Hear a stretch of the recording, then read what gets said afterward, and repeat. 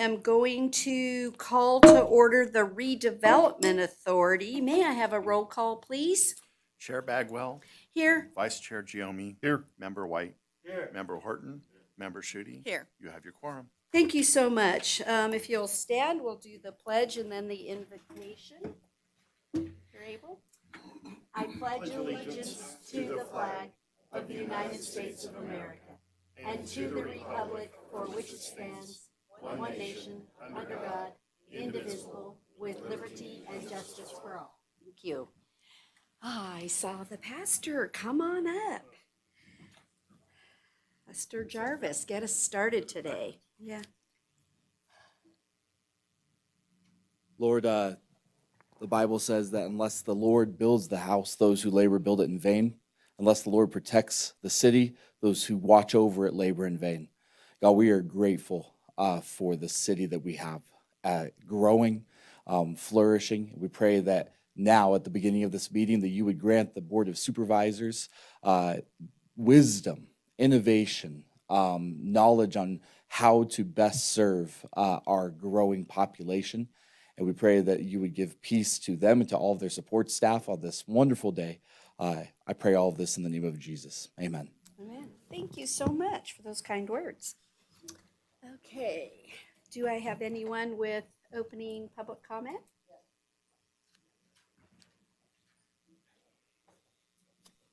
This is for the Redevelopment Authority. Okay. Okay. Just want to make sure. Denny French, Carson City, Nevada. Thank you, Mayor. As far as the redevelopment, I would like to suggest that the houses at Pinecrest or the apartments at Pinecrest do indeed have a lot of facade. I checked to see where their air conditioning, heating, and such were, and it is actually on the open roof that's between the facade and the street. So the view could have been spared a few more feet, and we would have still a view of Lone Mountain.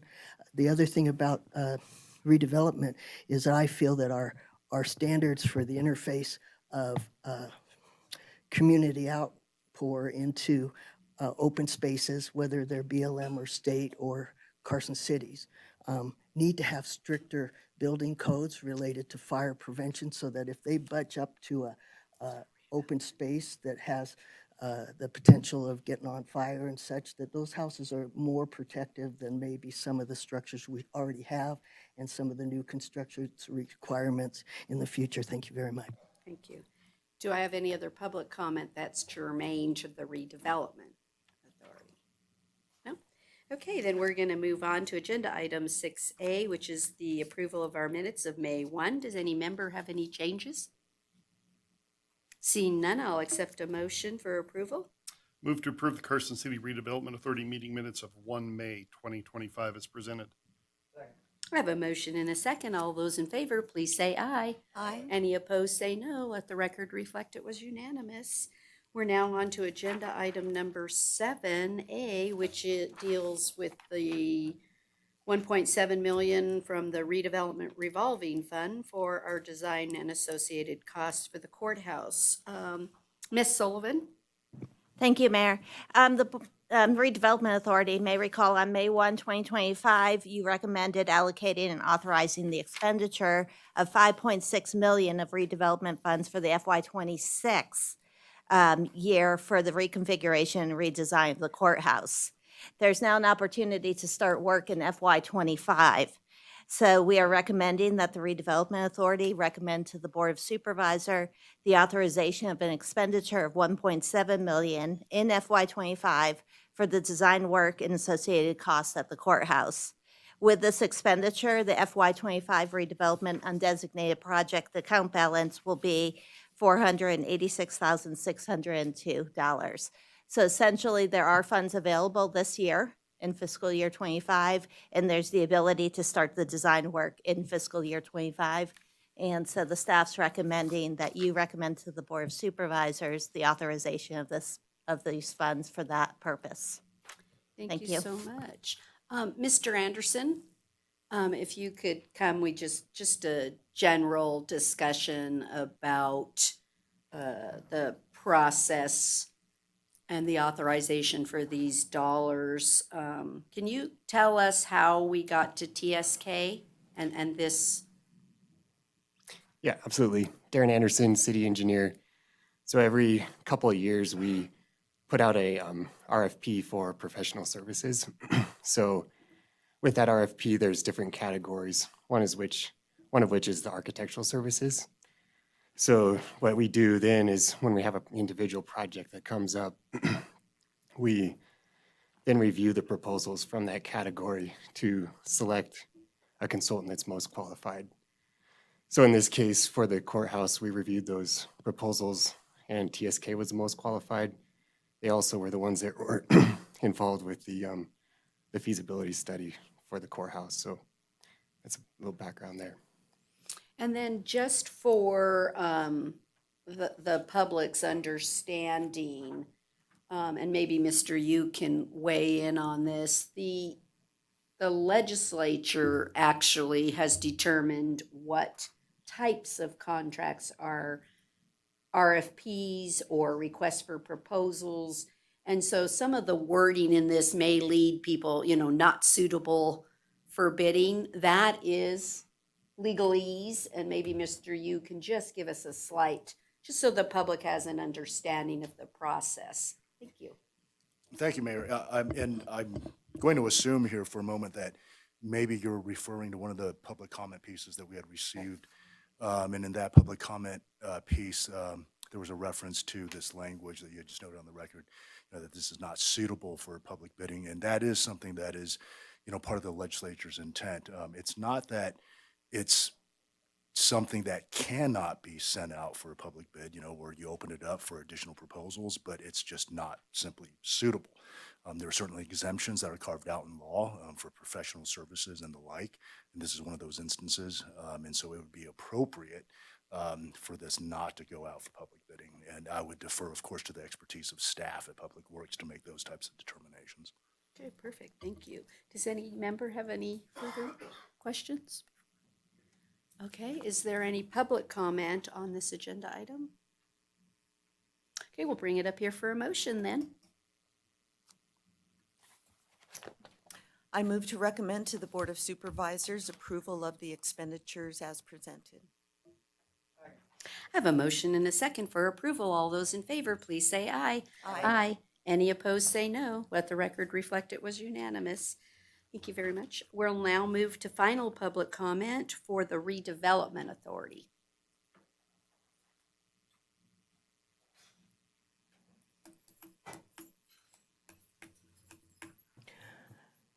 I'd like to say that Denny French, Carson City, thank you, Chair, Mayor, and say that the redevelopment department has a lot of hats that it has to wear.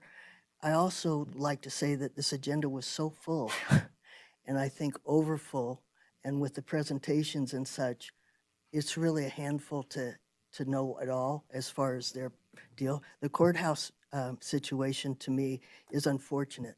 Growth is needing and requiring, because of it, certain restrictions and got-tos for certain amount of judges and certain amount of this for the growth in numbers.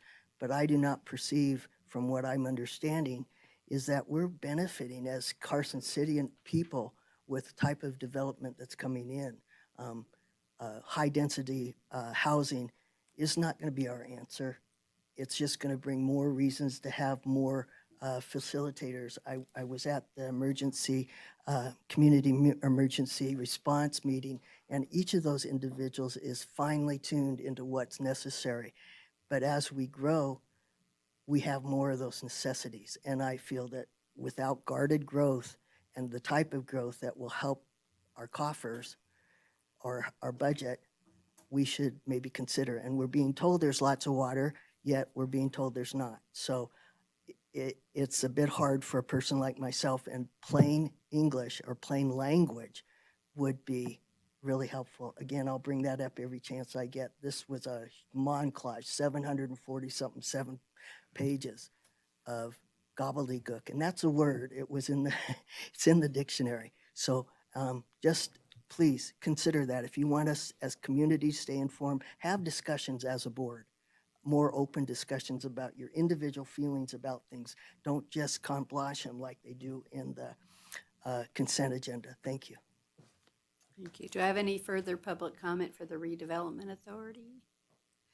Okay, with that, then we will adjourn as the Redevelopment Authority, and I'll call the Board of Supervisors to order. Mr. Hohen, may I have a roll call, please? Supervisor Giomi. Here. Supervisor White. Supervisor Horton. Supervisor Shooty. Here. Mayor Bagwell. Here. You have your quorum. Thank you so much. We'll now go to opening public comment for the Board of Supervisors. Do I have any public comment for that?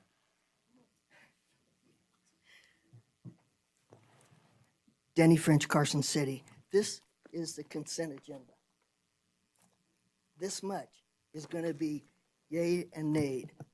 There are, I believe, several items in here, including 15A, that I would like to have more discussion on. Not that I really want the case involving an individual's accident or if circumstances can be discussed or not, but it is in here. And I think it is possible discussion and possible action, which then would throw it into the group of consenting for them all or denying one or bringing one up for discussion. And 15A has me concerned about our liabilities as a city for the jail in this case, and then for things like the coming of artificial turf.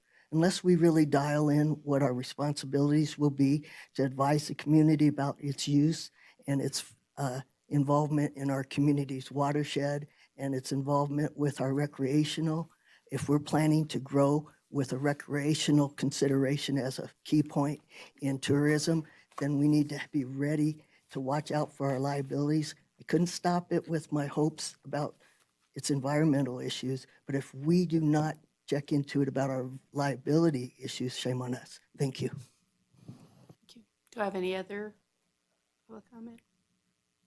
Okay, then we're going to move on to agenda item 13A, which is approval of our minutes of May 1, 2025. Does any member have any corrections or changes to note? Supervisor Giomi. Yes, just one correction under those present, just the addition of myself. Just a slight error by Tamar, who apparently I got sideways with her somehow, and she just chose to lead me off the meeting minutes. So I apologize, probably because I wasn't supporting the same hockey team as her. But I do have that. I do have that one correction. Okay. So with that, I'll move to approve the Carson City Board of Supervisors meeting minutes for May Day, May 1st, 2025, with the correction noticed on the record. I second. All those in favor, please say aye. Aye. Any opposed, say no. Let the record reflect it was unanimously adopted as amended. We're now going to move down onto the floor to do our special presentations for today. So if you'll all join me, that would be great. We're going to start off with 14A.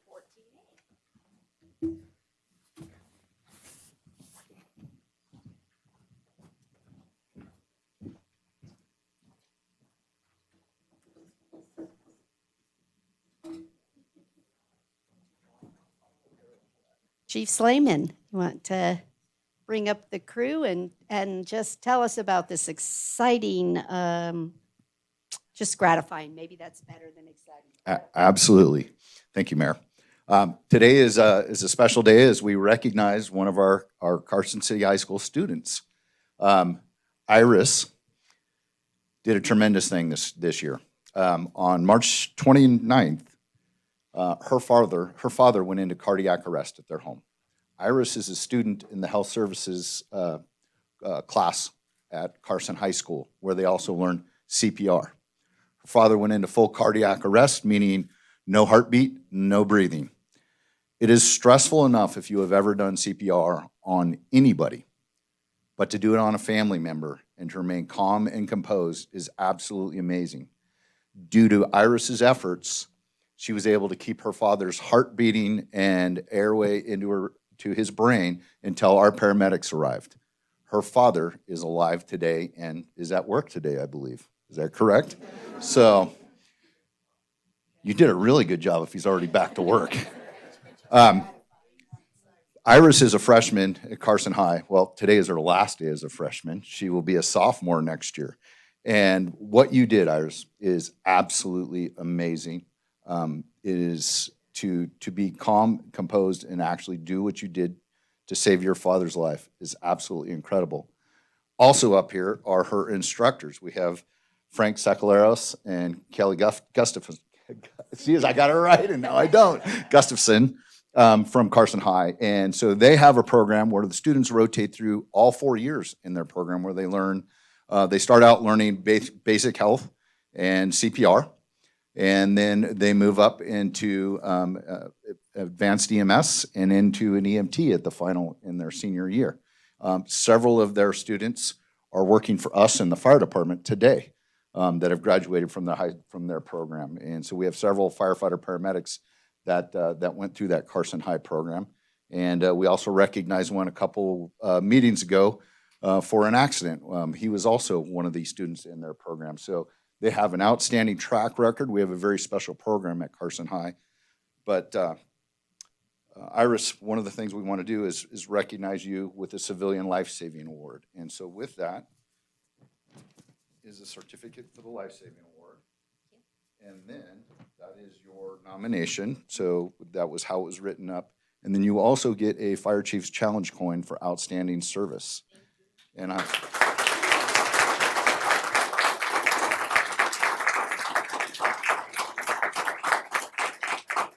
would also like to share one with Kelly and Frank. So thank you guys. What you do makes a difference.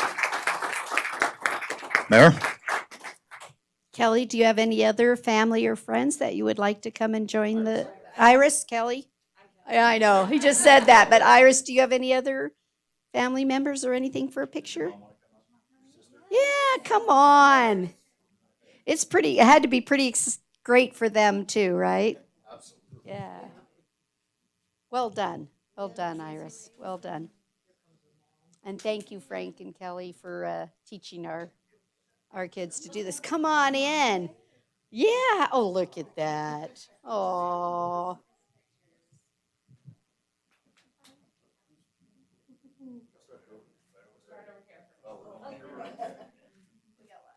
Okay, now we'll go that direction.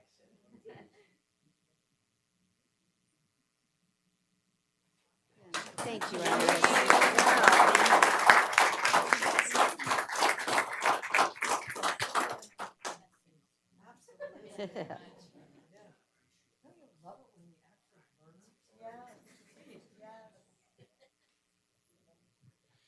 So our next presentation this morning will be a proclamation on the National Pollinator Month, but I thought it would actually be a little more fun to just truly learn and celebrate. And so if I can get Lindsay and team, and then I think we even have some that helped us when this originally got started. I was having a little fun doing some research or whatever and thought, oh my goodness, when did we start being a bee city? And to look back when we did this on the 18th of October, 2018. And then it was kind of neat because sometimes the city will do a proclamation, will declare something, but then to see the chamber leadership class of 2019 kind of embrace, I thought, what we were trying to achieve in Carson City. So I thought maybe they would like to come on up, Bob. I think you don't have to admit how old. Come on, Brianna. So really the 2019 and 2020 class really did a lot of work to help us solidify what we started in 2018. And so I wanted to continue to acknowledge them and have them be oh gosh. She went a little further than I did. I went with the t-shirt and I put one as a bee earring and one as a butterfly earring to try and fit the theme. And yes, I do have some bee shoes to go with it. But I have to admit the antenna and the bee glasses might top it off. But so I'll do a little bit of the proclamation, but then I'll let them explain the flowers and some upcoming events. So whereas pollinator species such as birds and insects are essential partners of farmers and ranchers in producing much of our food supply. Pollinators play a vital role in the health of our national forests and grasslands, which provide forage, fish, and wildlife, timber, water, mineral resources, and recreational opportunities, as well as enhanced economic development opportunities for communities. Pollinator species provide significant environmental benefits that are necessary for maintaining healthy, biodiverse ecosystems. Whereas Carson City has been named the 76th Bee City USA by the Circe Society to acknowledge the work done by local pollinators to create and maintain pollinator habitats. Whereas the Carson City Chamber leadership classes of 2019 and 2020 further acknowledged the importance of pollinators by creating a special bee habitat on Carson Tahoe Health property. And then the Serenity Trail was a completion, right? To just further that. Now, therefore, I, Lori Bagwell, Mayor of Carson City, Nevada, on behalf of the Board of Supervisors, do hereby proclaim June 2025 as National Pollinator Month in Carson City. And I urge all citizens to recognize the important role of pollinators species in conservation efforts to ensure their protection. Yeah. Now, who wants to talk to us a little bit about the flowers? Thank you, Madam Mayor. Lindsay Boyer, for the record, Open Space Manager, and I am the City Liaison for our Bee City USA program. So everything that Mayor Bagwell mentioned just really identifies why pollinators are so important, why conservation of them is so important.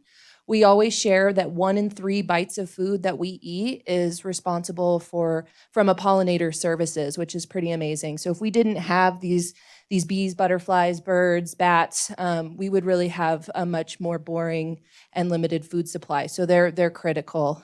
Today, we have many of our very important bee queens with us. We have Kelly Clark and Linda Groves, who have been with us basically from the beginning. Linda was at the ground floor of this effort.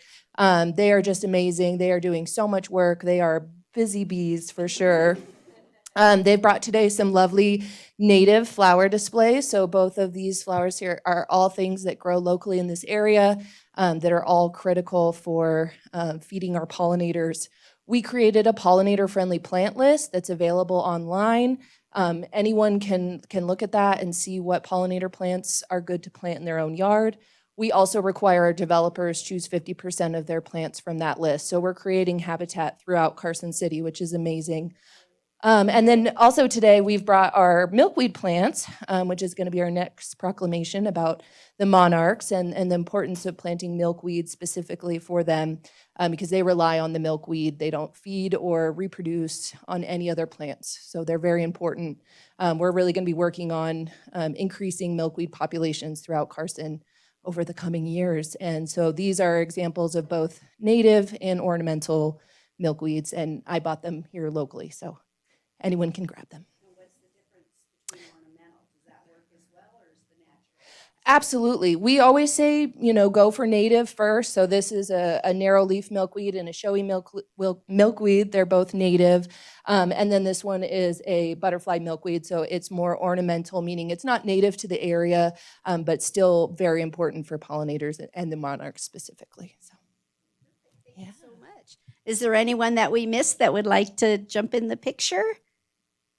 No? We got enough? Oh, I don't, hold on. Thank you. I'm like, oh, wait, I want to see the sign, right? Not me. Although I have a bee t-shirt on.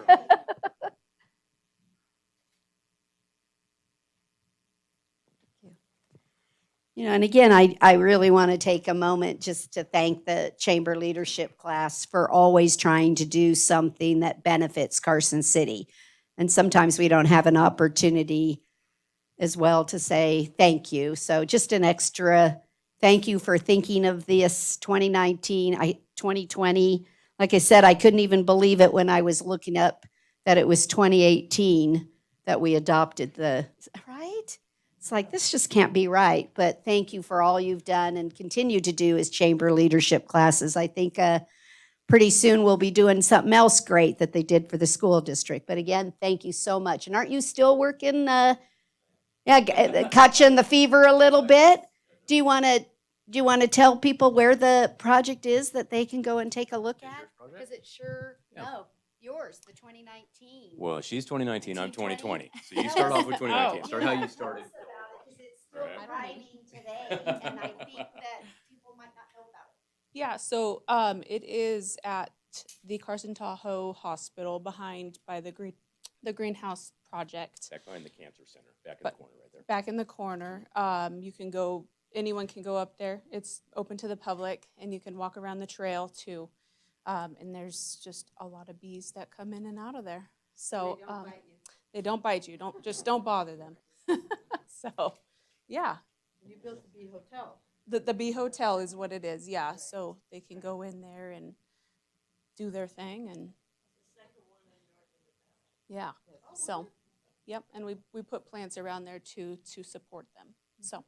Yeah, and then the following year, the class of 2020, back behind the B Hotel, there was a trail that was kind of in disarray, so we redid the Serenity Trail, that's what it's called, and planted more plants so more bees can come. There's some benches and you can walk up there, just enjoy being outside, looking out over the city. It's a beautiful campus, and just be outside and be with nature. It's a beautiful place to be. It's a beautiful place to be and to fit two goals, right? To protect our habitats and then to let people have peace. So pretty fantastic. Okay, anybody else? We're good? Oh, wait a minute, Kelly or Linda. Does somebody want to give just a briefing on the neat things we're doing to celebrate? Right? Sure. So this year, we started with just a pollinator parade, and it has turned into a pollinator palooza because State Museum wants to be involved. We have a parade on June 21st. It gathers at the east side of the Nevada State Museum. Everybody can come in their costumes, your favorite pollinator, and we will escort the pollinators down Carson Street. And then we will return to the State Museum. State Museum has activities, though, going on all day from 8:30 to 3, chalk art, crafts, all kinds of educational areas for them, for kids, and refreshments. And then, we're not done yet. At 1 o'clock, the Carson Mall has jumped in, and they are hosting a magic show for kids and also the Bee Flash Mob Waggle Dance. I know, you're all laughing like, is that a real thing? You can Google it. There is such a thing as a bee waggle dance, and we're gonna be bringing it. We're trying to break maybe some Carson City records on the number of people participating in the waggle dance. So, Mayor, thank you so much for all your kind support. We're really happy to be able to educate and inform and have fun along the way. Tell them about the library. Oh, the library display is up all month. And that also is about pollinators and the honey from around the world that's made possible because of pollinators. Thank you. Thank you guys so much. I'm going to go ahead and just jump in because it's the right group anyway. We had an opportunity to, us mayor types tend to challenge each other and send us these crazy things around across the country and stuff and says, well, I can do it. Can you do it? You know, things like that. Oh boy, can we do it? So in consultation with the staff that will really do it, not me, we went ahead and did the Mayor's Monarch Pledge Day.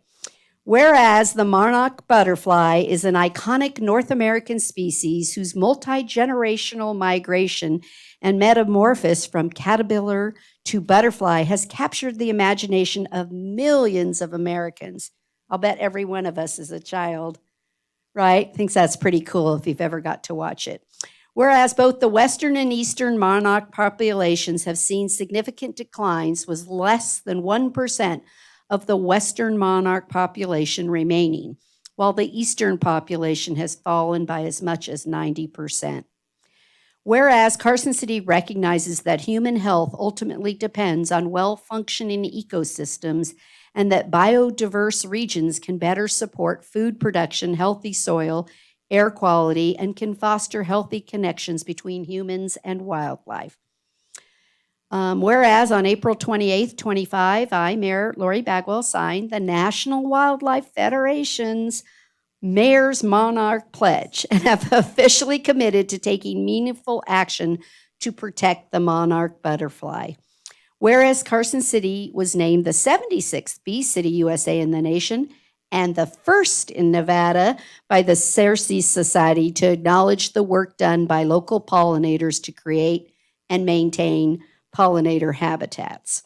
Whereas every resident of Carson City can make a difference for the monarch by planting native milkweed and nectar plants to provide habitat for the monarch and pollinators in locations where people live, work, and play.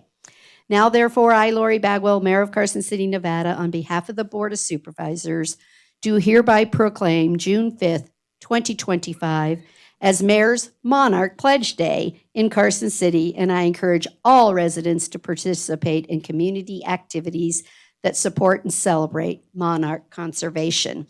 So let's, I don't know, Lowe's, Home Depot, Walmart, Garden Greenhouse, I bet they all have these, right? So buy your milkweed and plant. Is this a good time for the planting of that this weekend and stuff? It's the perfect time. So, right? So get your milkweed and start helping us save the butterflies. You can all be a part of that. Okay. One more picture with you in front so we can see the way.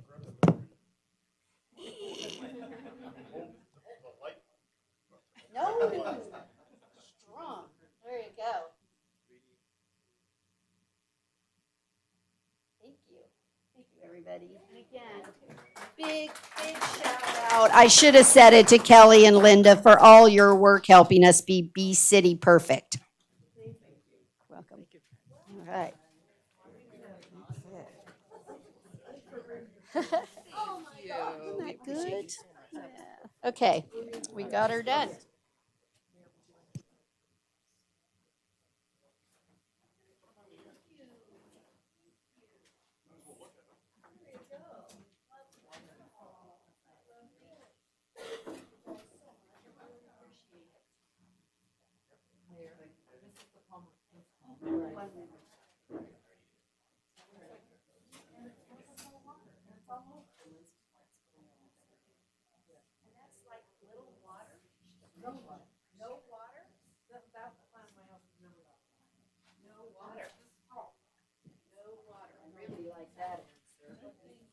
Serve that at the same time. Okay.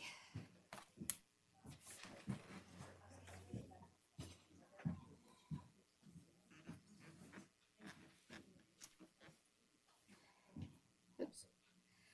Try not to have feedback. Okay. We're now gonna move to our consent agenda. No member requested a pull of any item. Going. Supervisor Giomi, a motion, please. I move to approve the consent agenda consisting of item 15A, 16A, 17A, 17B, 17C, 17D, 17E, 17F, 17G, 17H, 17I, 18A, 19A, and 20A, all as presented. I have a motion and a second for approval. All those in favor, please say aye. Aye. Any opposed, say no. Let the record reflect it was unanimous. Okay, we're now on to Agenda 22A. This is for discussion only. It's a presentation by Nevada Works to, I think I saw you. There you are. Come on up and talk to us about what you're doing at Nevada Works. Good morning, Milt Stewart, CEO for Nevada Works for the record. Thanks for having me here today to explain to you all what Nevada Works does and the opportunities that we offer in your community. So Nevada Works believes that a strong workforce. Sorry, thank you. That a strong workforce is the key to a vibrant and diverse economy. And we're here to help. We have two primary sets of customers, job seekers or career seekers, and then businesses, and providing that talent pipeline. Nevada Works' mission is to provide the best workforce solutions, fulfilling needs of employers and career seekers, again, targeting our two customers. The approach that we use is we're implementing a workforce development system that meets the employer demand. We're integrating workforce development programs with private sector needs through industry sector partnerships, strengthening the local economy by creating a world-class talent pipeline and leveraging and integrating resources and collaborations with other partners. One of the ways, or the primary way that we create this world-class talent pipeline is we have to identify the talent pools that are available. And there are some targeted populations that are based on barriers to employment. So individuals that are low income, veterans, dislocated workers, young adults, those are individuals that need some additional supports to enter into or succeed in the workforce. We can provide, and we do provide, career development, occupational skills training, work-based learning, employability skills, meaning those can be things as basic as coming to work on time and workplace etiquette, how to dress, things of that nature, and then case management support while these folks are in their career development or occupational skills training. And this is all done through a lens of alignment with industry. So we have industry sector partnerships, which I'm going to talk about in a little bit, but we're convening industry to identify what the needs are in real time so that we can help with that talent pipeline. So the Nevada Works structure is, and I will acknowledge that this is a generic presentation that I use, and acknowledge that Carson City is not a county, thank you, but we present it as 13 counties in northern Nevada. The Nevada Works Board consists of two entities. One is the local elected officials, which are representatives from each of the counties in Carson City. Mayor Bagwell has been the representative, and Supervisor White is currently the representative on the local elected official consortium. And these individuals, Carson City and the counties, have the fiduciary responsibility for this organization. So it was created through a cooperative agreement that each county signed and said, we're going to create Nevada Works as an entity that will be the administrative and the operational implementation arm for the funding that the Nevada Works receives. We also have a council, and that council is made up of business folks. It has to be a minimum of 51% business, labor, education, government entities, and so on. So that organization really is advising the local elected officials because they tend to be the subject matter experts on how to navigate through the system, the government entities, higher education, and so on. And then Nevada Works staff, we are here to implement that vision for the board. Again, we have that administrative and oversight responsibility, and we work with partners and stakeholders throughout the system to create efficiencies and make sure that we're being impactful. This is the area that we serve. We don't serve, it's easier in conversationally to say we don't serve Lincoln, Nye, Esmeralda, and Clark. So the gray area, the southeast corner of the state, we have a sister organization, similarly structured, called Workforce Connections, which covers that area of the state, so 2 local boards in the state. And the idea is that Nevada Works would be that hub for career seekers, for employers, for the educational institutions. We don't control what they do, but we convene them. We are trying to align efforts and then collaborate. In conjunction and collaboration with DETR, the Nevada Department of Employment, Training, and Rehabilitation, and some other partners, we have hubs throughout the state. And the 2 primary hubs here in northern Nevada are business hubs, which are for employers, and then career hubs, which are for those job seekers. In some of the areas, including here in Carson, those are the same building. So the business hub and the career hub are co-located in the same location. These are the locations we have. We have one right here in Carson City. Elko, Ely, Fallon, Fernley we stood up with in the last year, Reno, and then Winnemucca. Where's the Carson City location? It is down the street. It's on Carson Street. It is, I don't have the exact location, but I can get it for you. It is where Job Connect office, if you're familiar with where the Job Connect office was. So it's the plaza next to McDonald's. There you go. is where it is, and I Winnie apologize. Lane on one side, Carson Street, and it's in the little corner of that Correct. strip mall. Exactly, yep, thank you. Yeah, Frontier. Frontier, Oh, yes, there you that's go. exactly Should it. know Thank that you. Forever, huh? So for job and career seeker resources, these are the types of things that we can offer: career advising, help with job and career opportunities, work experiences on the job training, skills training, and then support during that training. Career seekers can come in and look for jobs. They can get staff assisted, or they can do it themselves within the centers. And it's all, there's access for, based on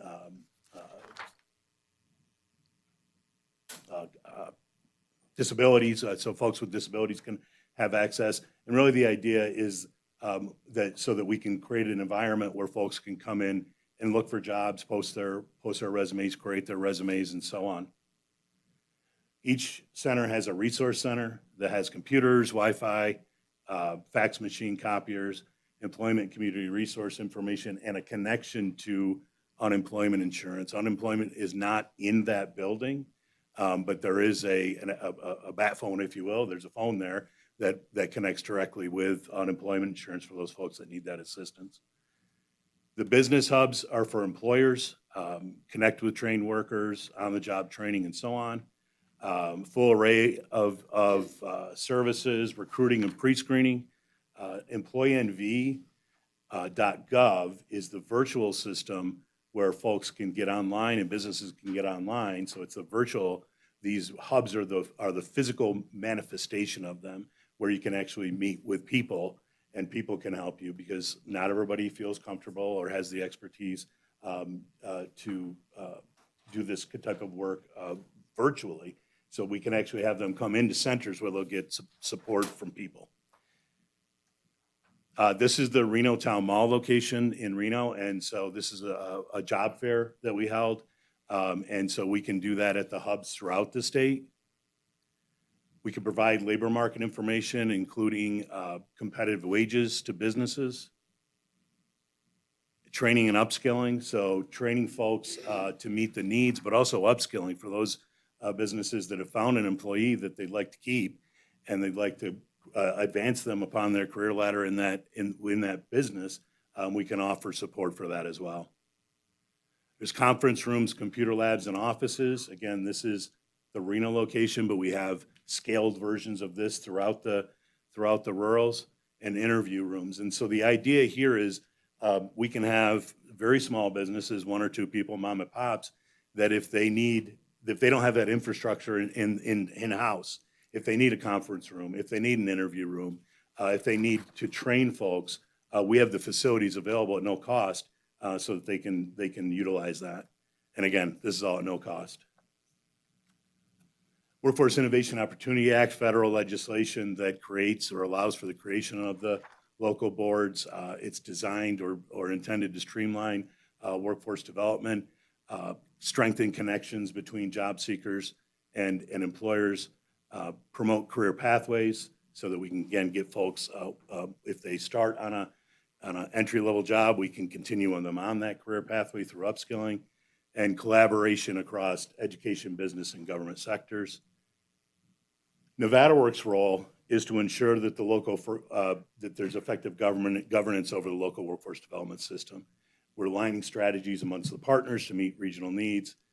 We're leveraging WIOA funding, that federal funding that we receive with other grants, so that we can spread the money and serve more people, shared vision and decision-making, and enhance service delivery through coordinated efforts and continuous quality improvement. The council role, those individuals that are the businesses and so on, their roles are, again, to advise the local elected officials, create efficiencies, alignment, and so on that I just talked about. The local elected officials appoint those council members.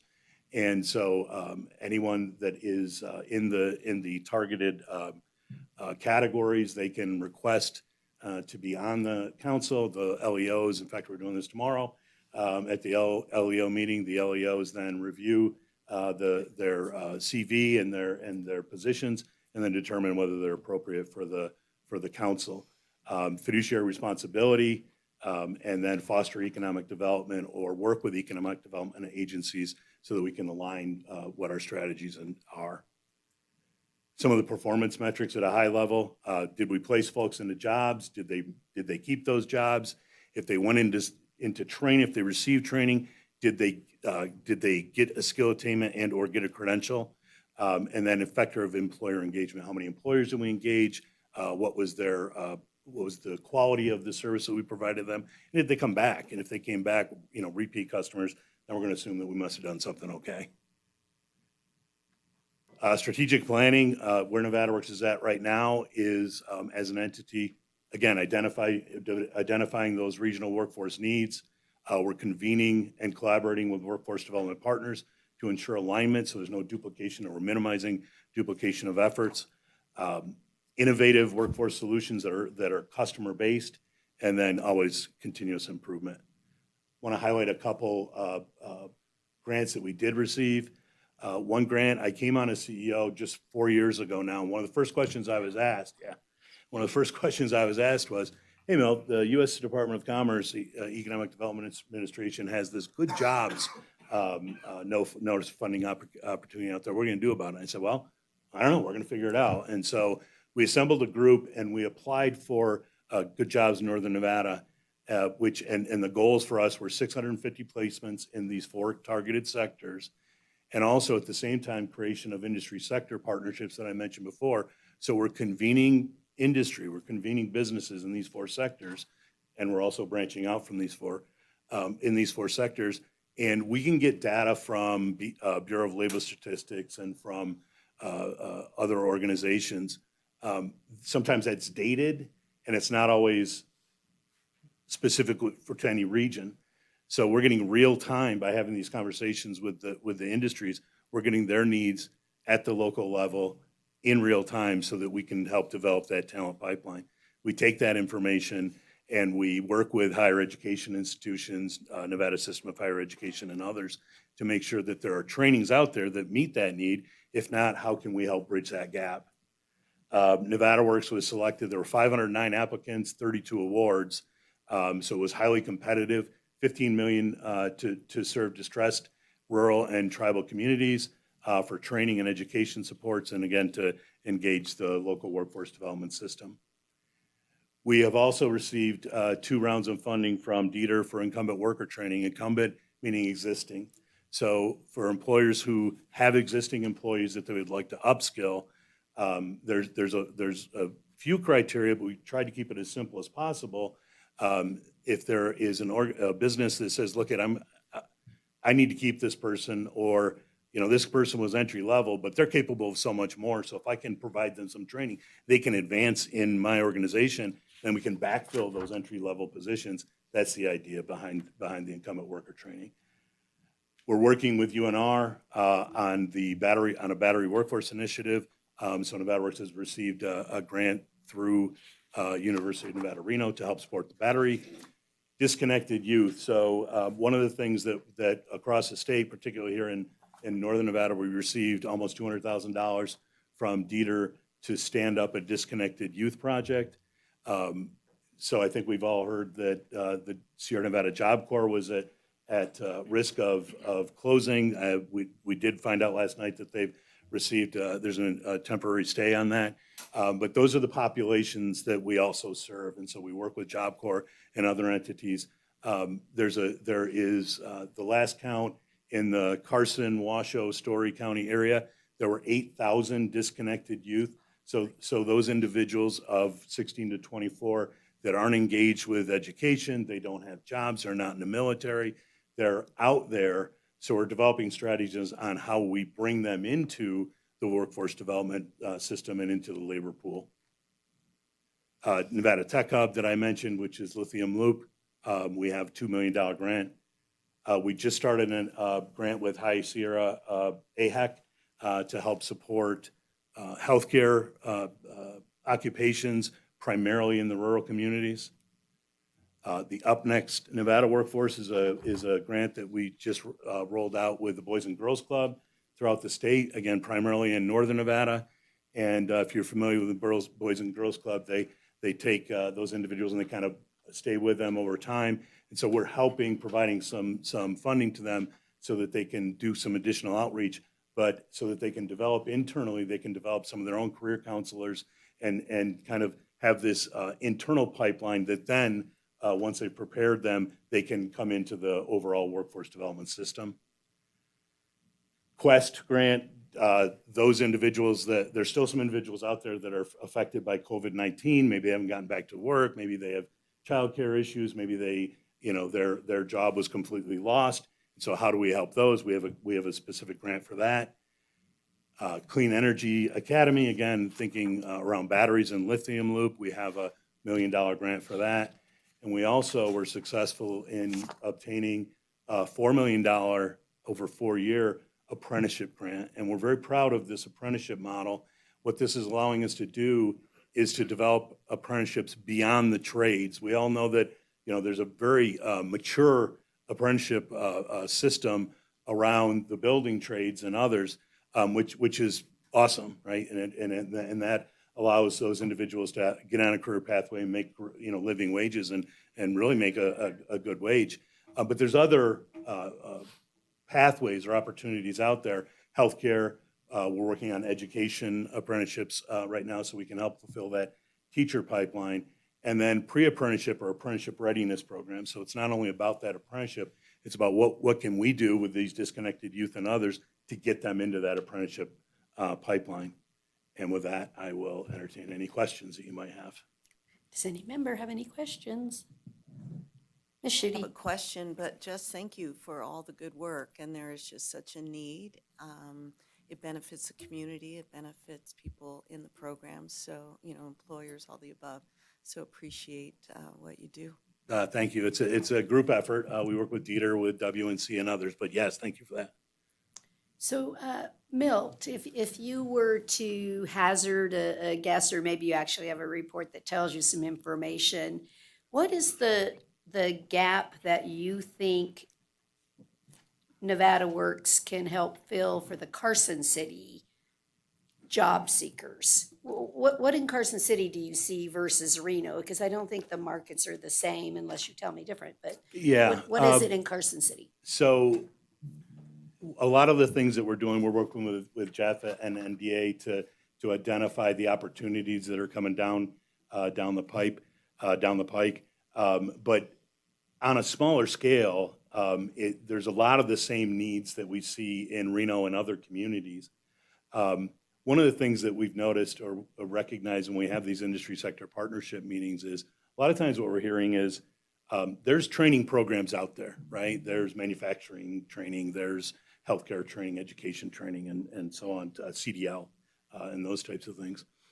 But with a lot of these, what a lot of these businesses are saying is they don't have those employability skills. They don't, I mentioned before, they don't really understand how to get to work on time or how to dress or email etiquette or what have you. And so what we've done is we're offering that in collaboration or conjunction with these kind of technical skills or hard skills trainings.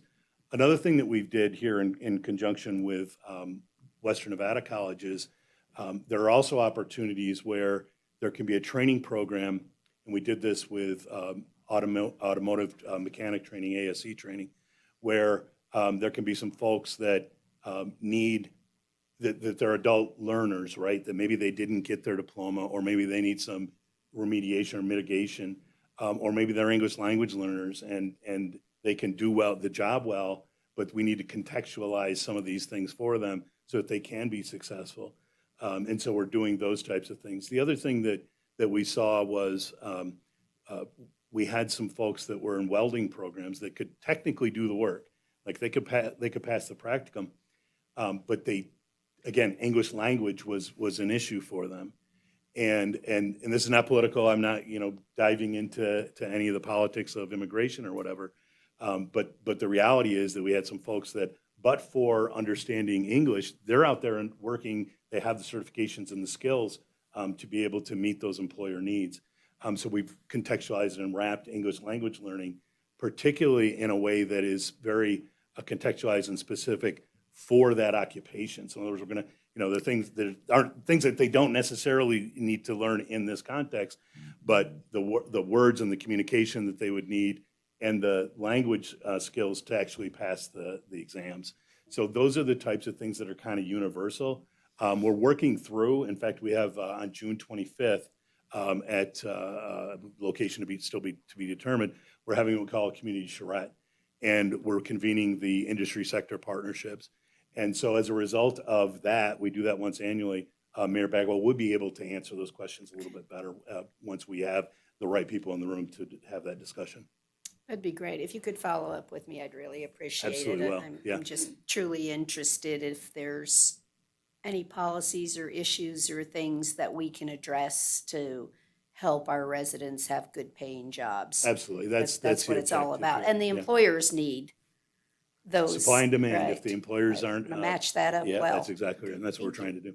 Thank you. Thank you. Anybody else? Just to build on what you said, in addition to having the technical skills, being employable, being able to really find the right job, it does take all those other skills as well. So thank you for acknowledging that. Absolutely.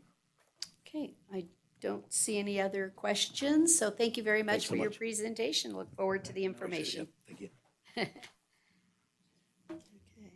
We're now going to move to agenda item 22B.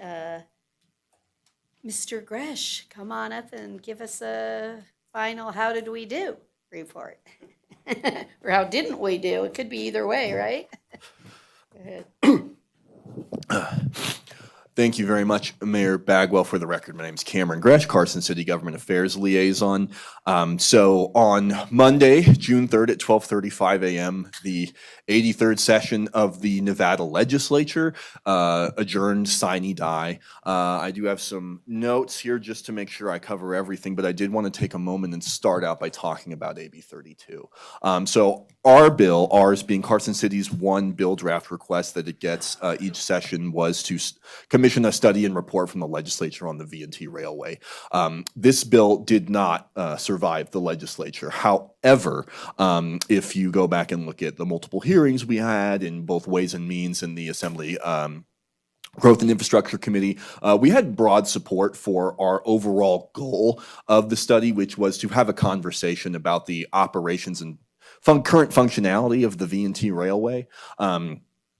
Lawmakers, upon hearing about our study and our purposes for requesting, while they were sympathetic, this was a very study-heavy session in terms of individual numbers of bills that required studies, and they were very respectful and kind when they told us that while they understand the need, they felt that this was a conversation we could still have on the record without a formal study, and they invited us to participate as we did in the last interim, in the upcoming interim. So you will be seeing me at the legislature this summer, talking to very likely the interim government affairs committee. However, they could ask me to go back to growth and infrastructure where the bill initially was born. And so you'll be seeing me having essentially the same conversation that the legislature would have been having by producing a formal report at the end of their interim session, as they're required to do by law, regardless of any studies they may have. And so that's kind of how AB 32 shook out. You'll be hearing me talk about the status of those discussions later on in the year, going into the 2027 session, which by that point, we are hoping to be armed with a legislative solution to the V&T Railway to either help it run more effectively or really kind of any other change to its operations the legislature may deem necessary. So while you will not, while you will not see a formal report, you will see that conversation happening, and I look forward to updating you on it. Moving on, just some quick data here. 1,210 pieces of legislation were introduced in the 83rd session of the Nevada Legislature. This is about 90 less than the 82nd, but 475 of those bills survived and were sent to the governor. At this time, Governor Lombardo has signed 221 of these bills. He has vetoed 33. We are still in the middle, almost squarely in the middle of the governor's office's 10-day deadline for bill vetoing. So actually, Mayor, this is your second to last legislative update, as by the next meeting, I will have more information on the totality of legislation that has been signed into law, as at this very minute, more bills are being signed, and some implementation actions and things we'll need to do. But I'll cover that a little bit here in a second. Moving on to bills that are going to require the most immediate action from Carson City would be Senate Bill 116, which is the pay raise for elected officials. That bill was signed into law about 2 days ago. Its effective date is July 1st of this year. Carson City's Finance Department, Human Resources Department, and City Manager's Office are working together to make sure that we implement that bill as designed in statute. So that's where SB 116 is and AB 32. To cover just a few more pieces of legislation you've heard me talk about up here before, AB 133, which is the County Treasurer's Tech Fund bill that our own treasurer, Mr. Andrew Racer, worked with the Treasurers Association to promote in the legislature. That passed and was signed into law earlier this week as well. And while Carson City will probably, just because of the way our operations are structured, benefit from that fund the least, we will benefit somewhat, and it will benefit the rest of our state. And so for that, we're pretty happy. You might remember me talking about AB 211, which is the blighted properties or vacant properties bill, and kind of abating those nuisances. That bill did pass into law as well. And even though that's something that maybe we don't have as much of a problem with here as other localities that were promoting the legislation, it is still a new tool in our arsenal that we do have freedom to use now, should you, the Board of Supervisors, choose to do so. So that's kind of just a general update, and then you will be getting a much more firm report on exactly what's going on going into the biennium at the next board meeting. However, I did just want to cover some headline issues, marquee issues at the legislature. These were not issues that Carson City engaged in directly because they didn't exactly pertain to us. But if you do read the news, it is all you're going to find in there. Municipal legislation that impacts municipalities is much less exciting and is often not written about. So that's why I had to give you the update myself. However, I did just want to overview just a couple of big items that you're going to be hearing about in the biennium. We'll first start off with AB 128, the Public Records Ombudsman Bill. That's probably the most the municipal legislation that got the most mainstream attention. That's something that Carson City worked with the Nevada League of Cities on to amend to turn it into a task force that is going to study a couple of aspects related to how public records are disseminated in our state.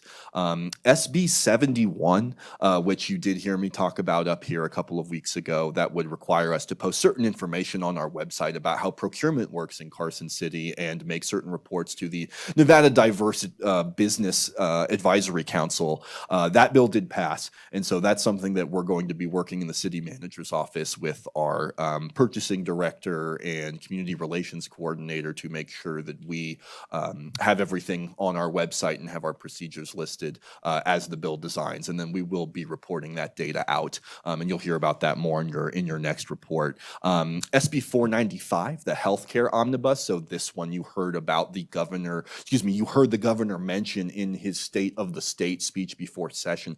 This does a lot, but it primarily splits up Nevada HHS into the HHS and then the Nevada Health Authority. That legislation did pass at the very last minute, and though it doesn't have a ton of major implications for Carson City in terms of the way we administer our health department, it is a completely new entity that we will be interacting with. And so that's going to create some interesting dynamics in our state that we look forward to navigating with our very new agency.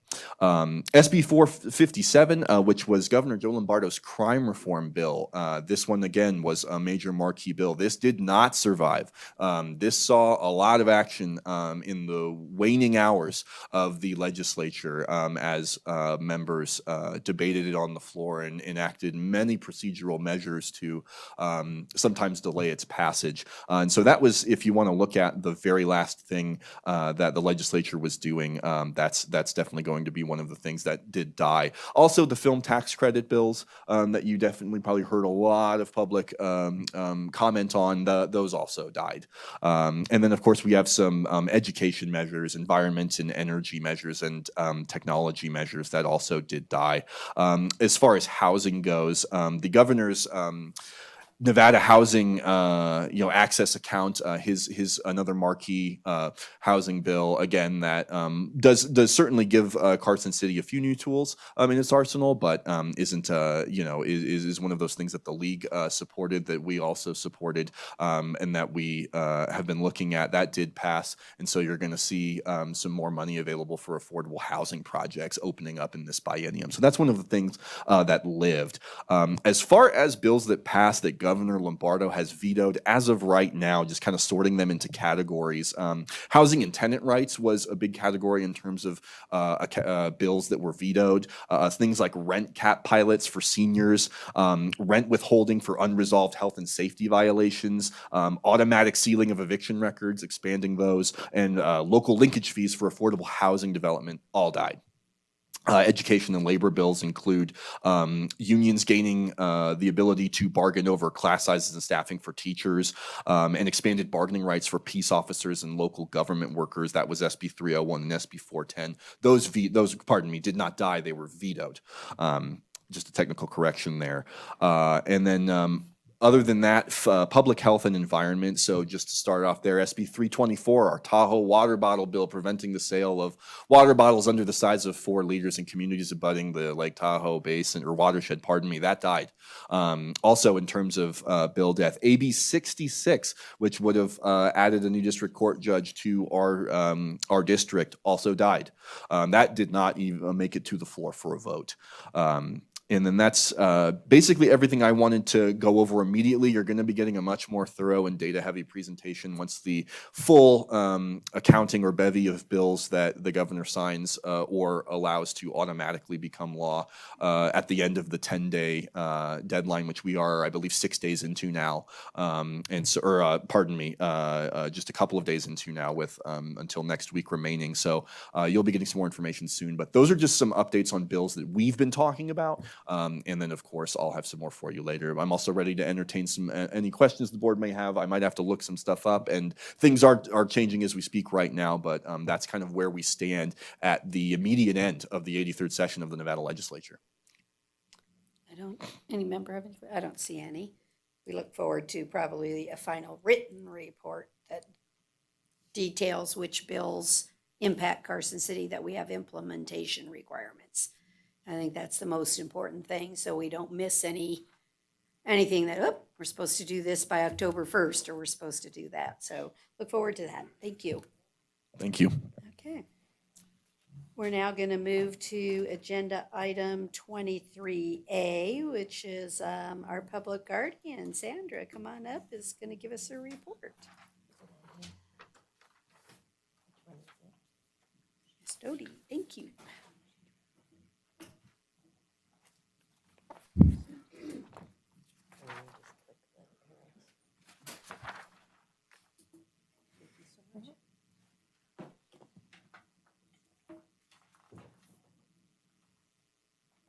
Good morning, Board. Thank you for having me. For the record, Sandra Dowdy with the Carson City Public Guardian's Office. And today I'm going to be providing some information related to our caseload size and where our department looks to see itself moving forward in the future, and any issues that we're encountering as a department. So I'll be covering our mission statement, direct services, case demographics, service delivery issues, best practices as well. So our mission statement is to protect the well-being of vulnerable individuals by meeting client needs to maintain an optimum quality of life and care. Our direct services are, we serve as court-appointed guardian. We respond to the emergent needs for all protected persons, evaluate the financial and physical needs of clients to make eligibility determinations, and coordinate available community resources and professional care, including medical, placement, legal needs, and daily living skills. We secure and maintain government and other benefits on behalf of the protected person as appropriate, including Medicaid, Medicare, Social Security, Veterans Administration, and individual pension benefits. We visit protected persons in their setting, maintain accurate records of case management and financial services rendered. We communicate regularly with service providers. We interact with the courts and all entities involved in the legal process. And we certainly try to model and apply best practices in guardianship. So the first bar graph shows the types of guardianships we have. A full guardianship is a guardianship of the person as well as of the estate. Our current number is we have 56 protected persons under a full guardianship. A limiter special guardianship just means that the scope of the services we provide are reduced. It could be a combination of both the person and estate, or just the person only or estate only. Currently, we have 4 protected persons. Cases pending termination, that's 5. And those are individuals that have passed, but we have yet to go through the court process of distributing their estate. Sandra, Supervisor Giomi has a Well, question. you Oh, can finish with you the wanna slide, finish? but just before you leave the slide, if you Sure. could pause. Sure. Thank you. And then we have one guardian ad litem case, and this is an individual.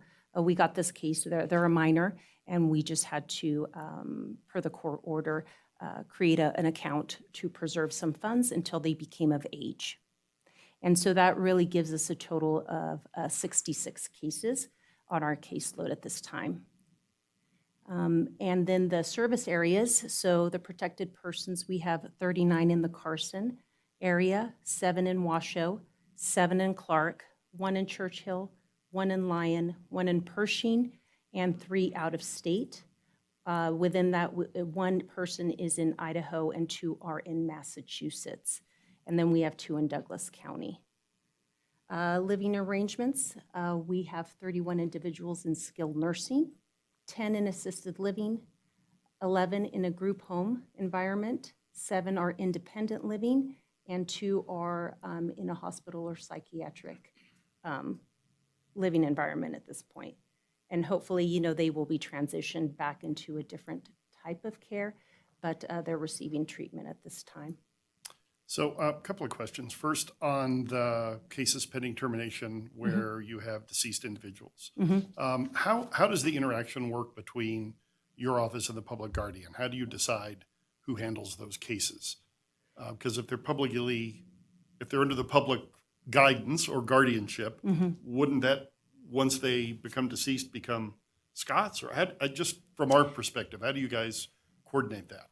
So I believe unless their estate is valued at over $100,000, then those cases wouldn't be deferred or assigned to Mr. Hone. They would stay with Would our- not be, you said. Correct, Gotcha. correct. And most of our individuals are Medicaid funded, and so we will Okay. distribute their estate. All right, so that's kind of the cutoff where Correct. there's interaction. Okay, Correct. great, thank you. And on the service areas, can you explain that residency component a little bit, just so people can understand why we're administering for people who may live in Massachusetts or Idaho or even Clark County? So those are typically the result of placement. So when the individual oftentimes is in a hospital setting or behavioral health services, they will place the individual per our permission to where there's availability, and that often is outside of our area. The cases in particular where they're out of state, we typically have to exhaust all in-state options before there's consideration for out-of-state placement. And that's a formal process, typically through Medicaid, where we have to provide that documentation, supply an application, and then Medicaid will either approve or not approve that out-of-state placement. In conjunction, we also require a court order that will permit that out-of-state placement. For the individuals that we have that are living in Massachusetts, those were specialized placements. For one individual I'll highlight, he has Huntington's disease, in the nation, there's only 9 facilities that provide a subspecialty in Huntington's disease care. And so we were able to place him in one of those facilities that provided that special care. And then one final question, how do you, this is kind of overall, how do we, or you, ensure that when you're helping individuals, they are, in fact, our responsibility to help, as opposed to, say, Lyon County's responsibility or Washoe County's responsibility? How do you, what sort of screening process, vetting process occurs? So when a petition is filed with the court to appoint us, there's information that's provided, and certainly our office has done its due diligence to try to ensure that that person is in fact a Carson City resident, because we are only allowed per statute to provide services for individuals that are Carson City residents. So in that process is where we kind of vet the information, and if we have questions about jurisdiction and whatnot, we work with our legal counsel to present those issues to the court during the time that the court's being petitioned to appoint us. Thank you for sharing that. I think it's important for people to understand that Definitely. it isn't haphazard. There is a process, and Right. and it is vetted, and it is screened. So thank you for sharing. Supervisor Schutte. Quick question regarding the guardian ad litem. What kind of circumstances would lead to this designation or the situation where you oversee? So the couple of cases that I have been had the experience with where we were appointed in a guardian ad litem, it was typically a minor that had a certain set of circumstances, whether they were financially exploited by another family member, they were awarded some type of settlement. That's when the court deemed it appropriate to appoint us just for this very specific purpose. And it's usually because the minor doesn't have an adult responsible party that's willing or able to act in that capacity. Thank you. So this slide talks about some of the service delivery issues that our office in particular is encountering. I will say for a lot of these, there is kind of a generalized feel when we speak to other public guardian offices that they too are facing these, even in rural areas and larger cities. So it is something that I think the industry in general is having to contend with. I broke it down into 3 categories: the banking and finance, medical care and placement, and then very specific to our department. So under banking and finance, banks refusing to provide access despite court orders, prolonged timeframes to access protected persons' financial accounts to bring assets under public guardian control, joint bank accounts held by a protected person and perpetrators of financial exploitation, resulting in continued exploitation without recourse, lack of representative payee services in Northern Nevada that can serve to assist protected persons who only require support with finances, medical care and placement, limited number of facilities across all levels of care, from independent living with some supervision, community-based living, assisted living, skilled nursing, that are contracted with Nevada Medicaid.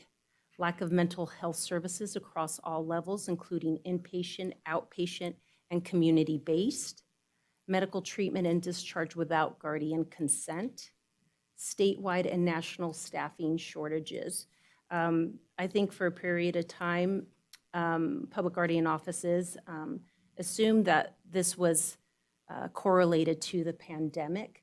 But what we've come to find is that you're still seeing a lot of those shortages exist and a lot of turnover, which creates a disconnect in being able to access information, a continuity of care between providing consent and everything else. So we're still very much feeling those kind of negative consequences from just, to some degree, I think it's just what we're seeing right now in terms of employment. And then specific to our office, according to the National Study of Public Guardianship, public guardianship programs should be staffed at a specific staff-to-client ratio. That recommended ratio is 1:20. So currently, we have the 66 cases. So, and the caseload is managed primarily by myself, the public guardian, and then the deputy public guardian. So you can see based on those numbers that we're looking at roughly, 1 to 32 and 1 to 33. So we are exceeding that recommended ratio. And even with that ratio of 1 to 20, the study does, want to bring forth also that at 1 in 20, it's still acting at a deficit. And as you're seeing more complicated cases come to public guardian offices, those complex cases also require more resources, more time to manage effectively.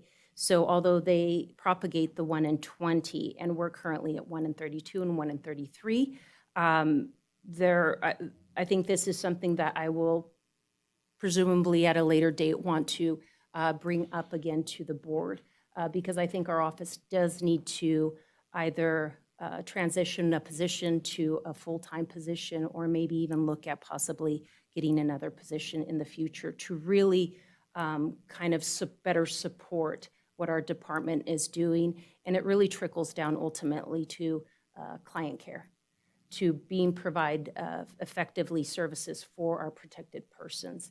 And so you need the manpower to be able to do that. Carson City's public guardians' increased caseload hinders the ability to meet the recommended monthly visits with protected persons. That's something that's propagated by the National Guardianship Association as part of best practice. But when offices have increased caseload sizes, meeting that recommendation is often very challenging. Petitions that lack critical medical and historical information can result in a plenary guardianship, which is really a general guardianship of the person and estate, rather than a less restrictive, limited, or special guardianship. And I will say that our office has made strides in really looking at our cases as we go to the court annually to see if a restoration of rights is appropriate. And we have been able to do that successfully for 2 individuals that were under a general guardianship. So that's a little bit of success to our department, but that means, looking at our cases and being able to monitor them effectively to ensure that when restoration of rights is appropriate, we are pursuing that through the courts for them. Staffing shortages and chronic turnover within partnering entities creates gaps and barriers in service delivery. So the National Guardianship Association has adopted standards of practice for guardians to help guide them in their work. I did provide a link to the comprehensive standards. I won't read them off to you, but just to give you a kind of an idea of what they cover. They cover, legal authorities, duties, and obligations, the guardian's relationship to the court, informed consent, duties regarding the person's diversity and personal preferences, confidentiality, and conflict of interest. There's also standards for agencies in particular, and these best practices touch on caseload size, training of program staff, education, documentation, and reporting. So, and these are really foundational principles that should guide any public guardianship office in their daily operations. And that is my conclusion. Does anybody have any further questions? I think we were asking them along the way, but Supervisor Giomi? Yeah, I want to thank you. I know you have a small but mighty staff, Yeah. Sandra, and the work you do is not always difficult, but I know it's rewarding and it's absolutely needed and it's meaningful to this community. And so thank you for your service, and please thank your staff for the difficult work they have to do for these vulnerable folks. They really need that, and I appreciate your time. Absolutely. Thank you so much. That's it. Thank you. Thank very you. much. Okay, we're going to take a brief recess and let you set up for this next round of DNIDs and SCNIDs and NIDs or whatever. So we'll be in recess for till 10. Thank you.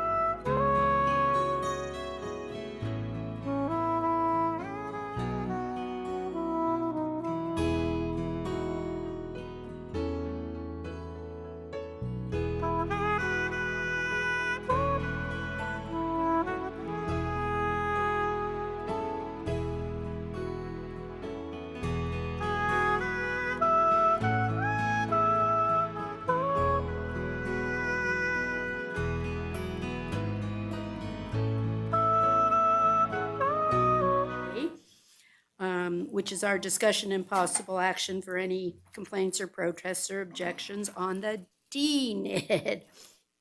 Ms. Sullivan, have you received any? Or is this an update? I have not, and just to clarify, there's two things about the Downtown Neighborhood Improvement District on your agenda. This particular item is a modification to the plan as opposed to the assessment. And no, I have not received any complaints, protests, or objections. Okay. Is there the individuals that had sent the letter and could be here, they'll come on second reading just to make their comments or whatever. Both were unavailable for today's meeting, but obviously they sent us a letter. This is not second reading. No, I said they'll come on second This reading, agenda item is ordinance. Right. The next one is, the resolution. there is no Right. second reading, correct? No, we're What I'm not. saying is there is no second reading of an ordinance, of the resolution. The next item is the second reading, right? Sorry, but yes, the next item is where the second reading would be. I was just clarifying Yes. because this gets done today and we're done. On this item. I'm Yes. just indicating to you that the people that would come to testify Gotcha. today both indicated to me they could not come on these items because they were had other obligations. Okay, that's all. I'm just saying they're not ignoring us. I was just passing on that for them. So is there any questions or anything? Is there any public comment on this item? Just in case. Anybody, no complaints or issues? Okay, I'll accept a motion then. I move to adopt resolution number 2025-R-8. I have a motion and a second. All those in favor, please say aye. Aye. Any opposed, say no. Let the record reflect that was unanimous. We'll now move to agenda item 24B, discussion and possible action to introduce on first reading an ordinance for the DNID. Mr. Hohen, may I have the title, please? Bill 102, an ordinance relating to an improvement district accepting the resignation of nonprofit association administering the Downtown Neighborhood Improvement District, modifying the plan for the Downtown Neighborhood Improvement District by designating Carson City as administrator and providing other matters properly related thereto. Thank you so much. Anything special or unique or that has to be No, put again, on the this record is for this? modification Right. of the Downtown Neighborhood Improvement District, so that's it. In First reading. essence, though, just for the public, what it's doing is changing who's going to administer. Correct. There's been a Yes. resignation from the nonprofit that's historically been administering it, so with this amendment, the city would assume the administration. So that'd be the same like we're doing for South Carson. Correct. Okay. Anybody, any questions? Is there any public comment on this item? Okay, I'll accept a motion. I move to introduce on first reading bill number, try this again. I move to introduce on first reading bill number 102. Second. I have a motion and a second for approval. All those in favor, please say aye. Aye. Any opposed, say no. Let the record reflect it was unanimous. Thank you. Okay, now we're on 24C, and this is discussion and possible action regarding a resolution ratifying the city engineer's assessment role for the South Carson. I know, how are we going to keep up when we add more of these? The South Carson Neighborhood Improvement District, confirming the SCNID amended assessment role and dispensing again with any complaints or protests. Did we receive any, Ms. Sullivan? You received no complaints and you received no requests for deferments due to hardship. Okay, does any member have any question on this one? Is there any public comment on the SCNID? No? Okay, I'll accept a motion. Supervisor Horton. I move to adopt resolution number 2025-R-9. I have a motion and a second for approval. All those in favor, please say aye. Aye. Any opposed, say no. Let the record reflect it was unanimous. We'll now move to agenda item 24D, discussion and possible action regarding a proposed resolution for the downtown NID improvement also known as DNID. So now we're on the DNID, confirming the amended role and dispensing with any complaints, protests, objections, assessments, deferments. Ms. Sullivan, have we received any? You have received no complaints, protests, or objections, and no requests for deferment due to hardship. Okay, does any member have a question? Is there any public comment on the DNID, the downtown one? No? Okay, I'll accept a motion.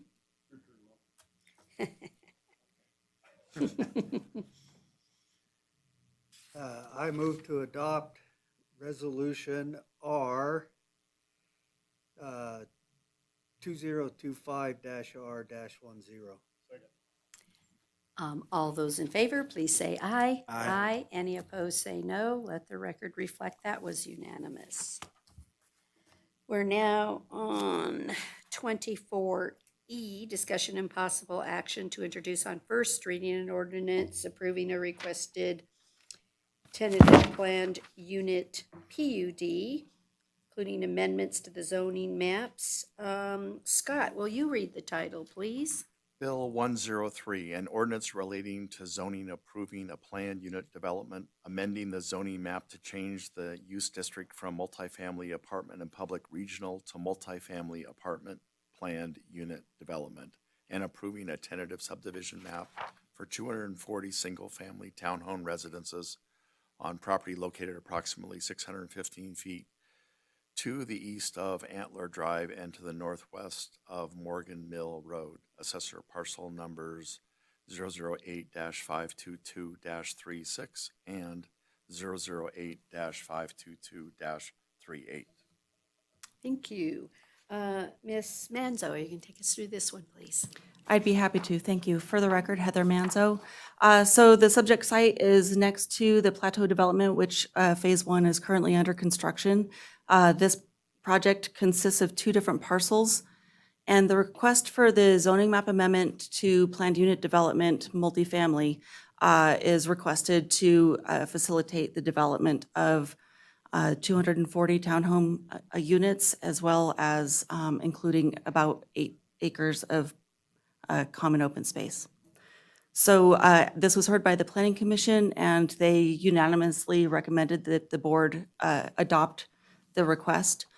So today before you is a first reading on this request. And just so we have a little bit of context in terms of what's proposed, this is the layout for the townhome project. There was a lot of discussion on what would happen with that 6-acre property that is brown and on the top left of this.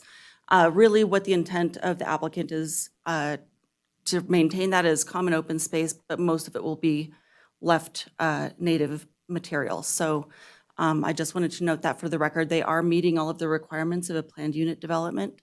And I did provide a slide that just had some of the statistics for the development. And I do know that we have, concerns related to high density and things of that nature. I did do some calculations just on the 17-acre currently zoned multifamily apartment property. And what they're proposing is about half of what the potential could be. So this planned unit development will lock in the density and the design for this request. And with that, that concludes my presentation. The applicant is here and available to answer questions at the appropriate time.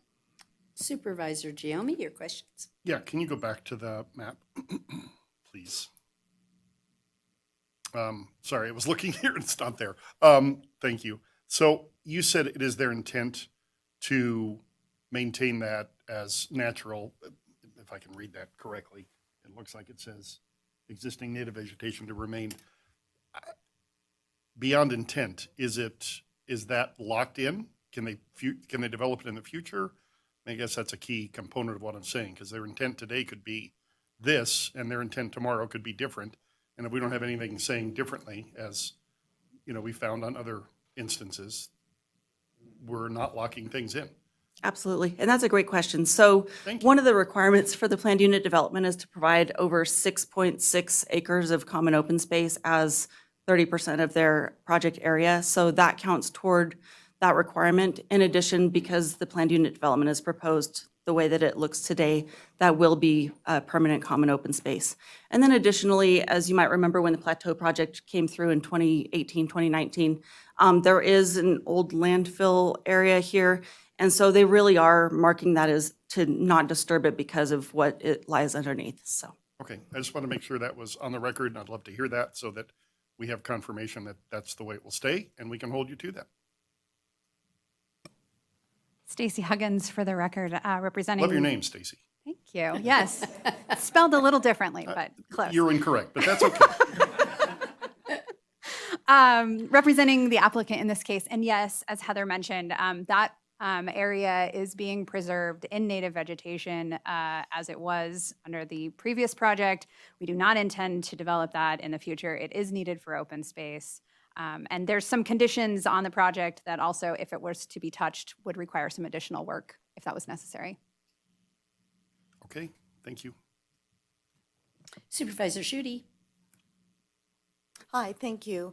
I know in the report on the background information, it acknowledges some of the concerns about snow removal, waste management. I know there was a discussion about bear-proof containers, that kind of thing. So has that been adequately or satisfactorily worked through, or is that still a work in progress to make sure that those concerns are met? Again, Stacy Huggins for the record. We have not, since Planning Commission, further defined that.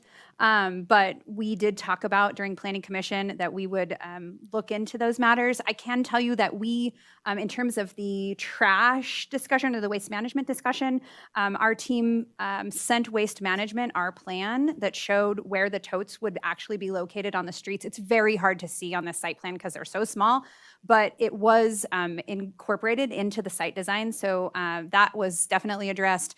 Snow storage, we will have to work with that. We haven't gotten into that, but we will work through that during final design. And what was the third item you mentioned? I apologize.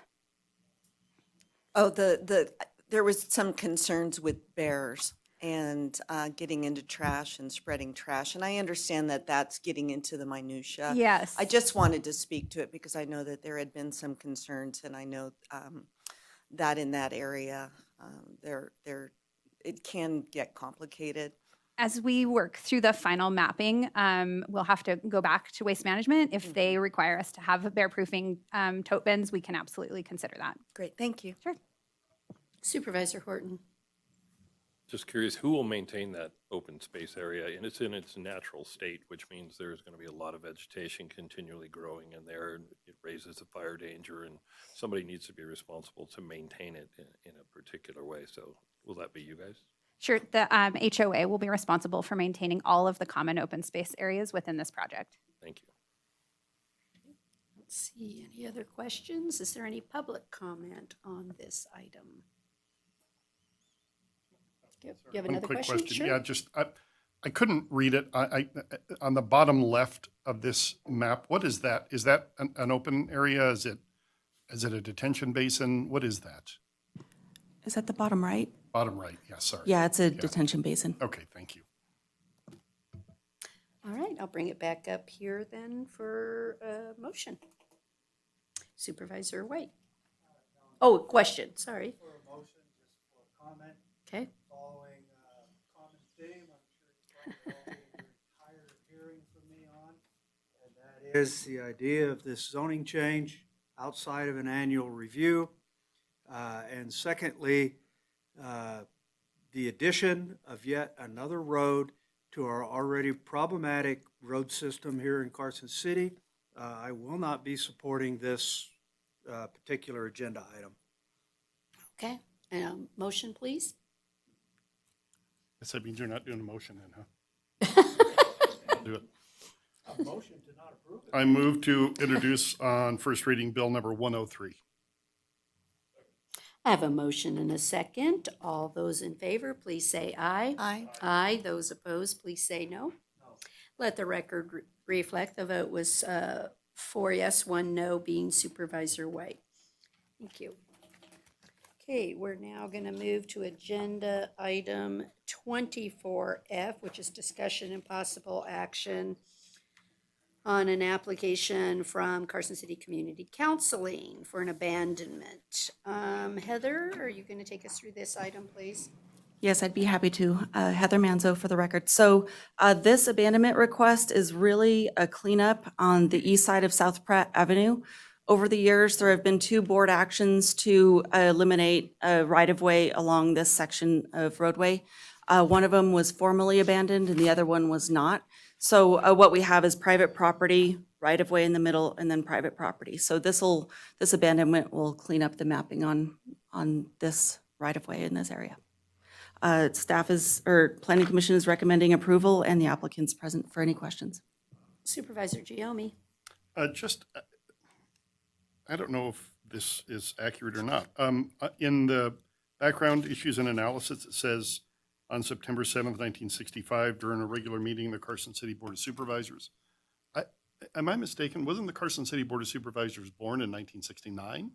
So in 1965, it would have been Carson City Council, if I'm not mistaken.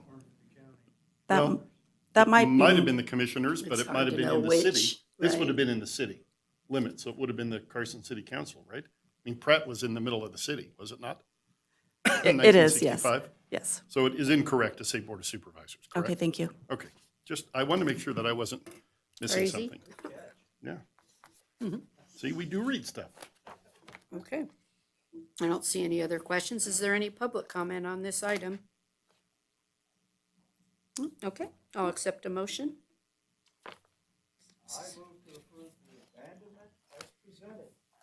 Second? There's a motion and a second for approval. All those in favor, please say aye. Aye. Any opposed, say no. Let the record reflect that was unanimous. Okay, now we're ready to go to 24G. It's like slid on the paper here. Discussion and possible action for an application from Steve Thompson, Capital Home Builders LLC for the abandonment for part of Monitor Peak Street. Ms. Manzo? Thank you. So this is a request to abandon a section of Monitor Peak that was going to go into Blackstone Ranch Phase 2. When the updated, you might remember Phase 2 expired and they came back through with a tentative map a couple of years ago, that eliminated the connection of Monitor Peak. There are other connections that'll go between Phase 1 and Phase 2, so this one was no longer needed, and the tentative map was approved without that connection. So because there's not going to be a continuation of this roadway to the east, the applicant is requesting abandonment of that small segment that would then become part of the 2 parcels that are next to it on the north and south of the abandonment area. And we did have discussion at the Planning Commission regarding some of the conditions of approval. As the Planning Commission has recommended to you, those conditions have been updated based on the discussion that was had at the meeting. And the Planning Commission is recommending approval of the request, and the applicant's available if you would like to speak with them. Does any member have any questions on this one? It's not a question, just a confirmation, and you just said it, but there is another connection. So abandoning this one between 1 and 2 does not interfere with ingress, egress, that kind of thing. Yes, that's exactly right. So maybe about 8 or 10 houses to the south of this is the connection that will remain into Phase 2 from Phase 1. Perfect, thank you. You bet. Okay, is there any public comment on this item? Okay, bring it back up here for a motion. Supervisor White. Yeah, as with the last item, this is a great idea, unloading portions of street that we no longer have to maintain, and I will happily make the motion. I move to approve the abandonment as presented. All those in favor, please say aye. Aye. Any opposed, say no. Let the record reflect it was unanimous. Okay, we are now up to 24H. Let me get my. Okay, this one is discussion and possible action. We heard this morning from the Redevelopment Authority for the resolution for the $1,000,007 for the courthouse design and associated costs. Is there any further questions, since we already heard this morning anymore? Is there any public comment on this item? Okay, seeing none, I'll accept a motion. Supervisor Giomi. I move to adopt resolution number 2025-R-11. Second. And a second for approval. All those in favor, please say aye. Aye. Any opposed, say no. The resolution number is 11. Okay, let the record reflect it was unanimous. All right, we are now on to Agenda 25A. Discussion and possible action regarding the selection of Carson City's public health priorities for state funding. Welcome, Jeannie, is the new Director of Health and Human Services, so the role is effective. You want to take us through this item, please? Good morning, Jeannie Freeman, Director for Carson City Health and Human Services for the record. Good morning, Supervisors. I'm here to talk to you about some state public health funding priorities for state fiscal year 26 and 27. So if you do recall, in the previous legislative session, there was Senate Bill 118 that provided for $15 million to be distributed across the state, of which Carson City did receive some funds. We brought those funds to you and asked for you to approve those spending of those funds according to the Quad County Community Health Needs Assessment that was completed in 2022.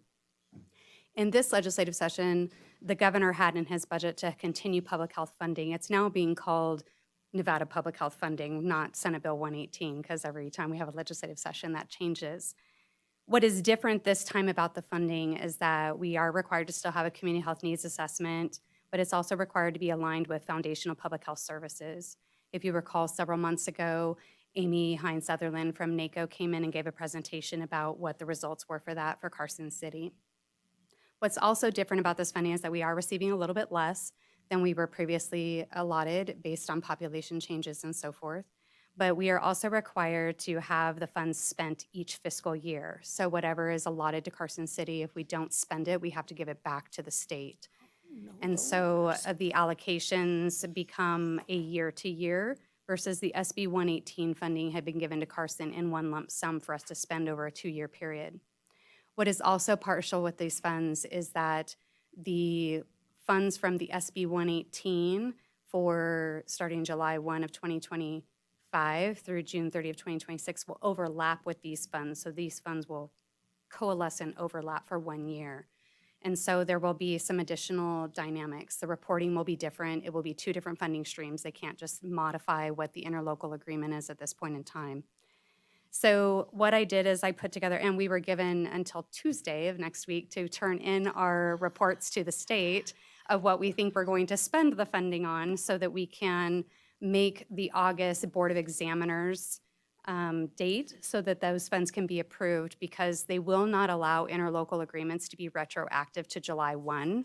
And so the idea is to make sure that we can have those funds in place so that we can spend those funds. And just, can I add that Please. if you don't catch it for the July meeting, it's October before they Correct. meet 'Cause they again? don't meet it. So you would, is it not October? Maybe it's August. And no, so we're trying to make the August meeting, and if we don't make the August meeting, then likely we would skip until October. Right, that's what I meant. Okay, so, Yes. Which would obviously further complicate our ability to spend the money, because you can't spend it until you have it. And it Correct. has to be spent by June 30th of 26. Correct. So it's important to do this. I just Correct. wanted to mention that. 'Cause So- at NACO, we worked to try and make that not happen, but it didn't work. It didn't come through. And we appreciate all the efforts in that attempt, but we will work with what we have been given because we're happy to receive these funds and to be able to use these funds in Carson for the benefit of Carson.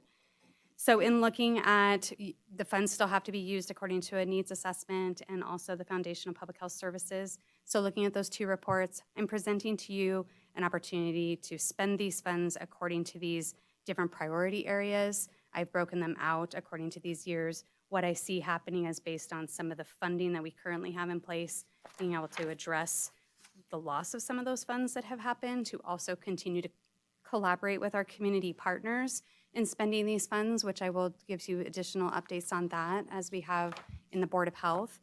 But What is nice about this too is with an interlocal agreement between the state, we have the opportunity to change how we're going to use those funds.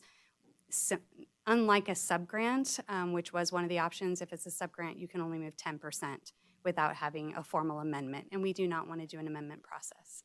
It takes about 12 weeks to be able to do that. So definitely have more discussion. This is just the proposal we want to be able to put forward so that we can get it on to the August Board of Examiners agenda.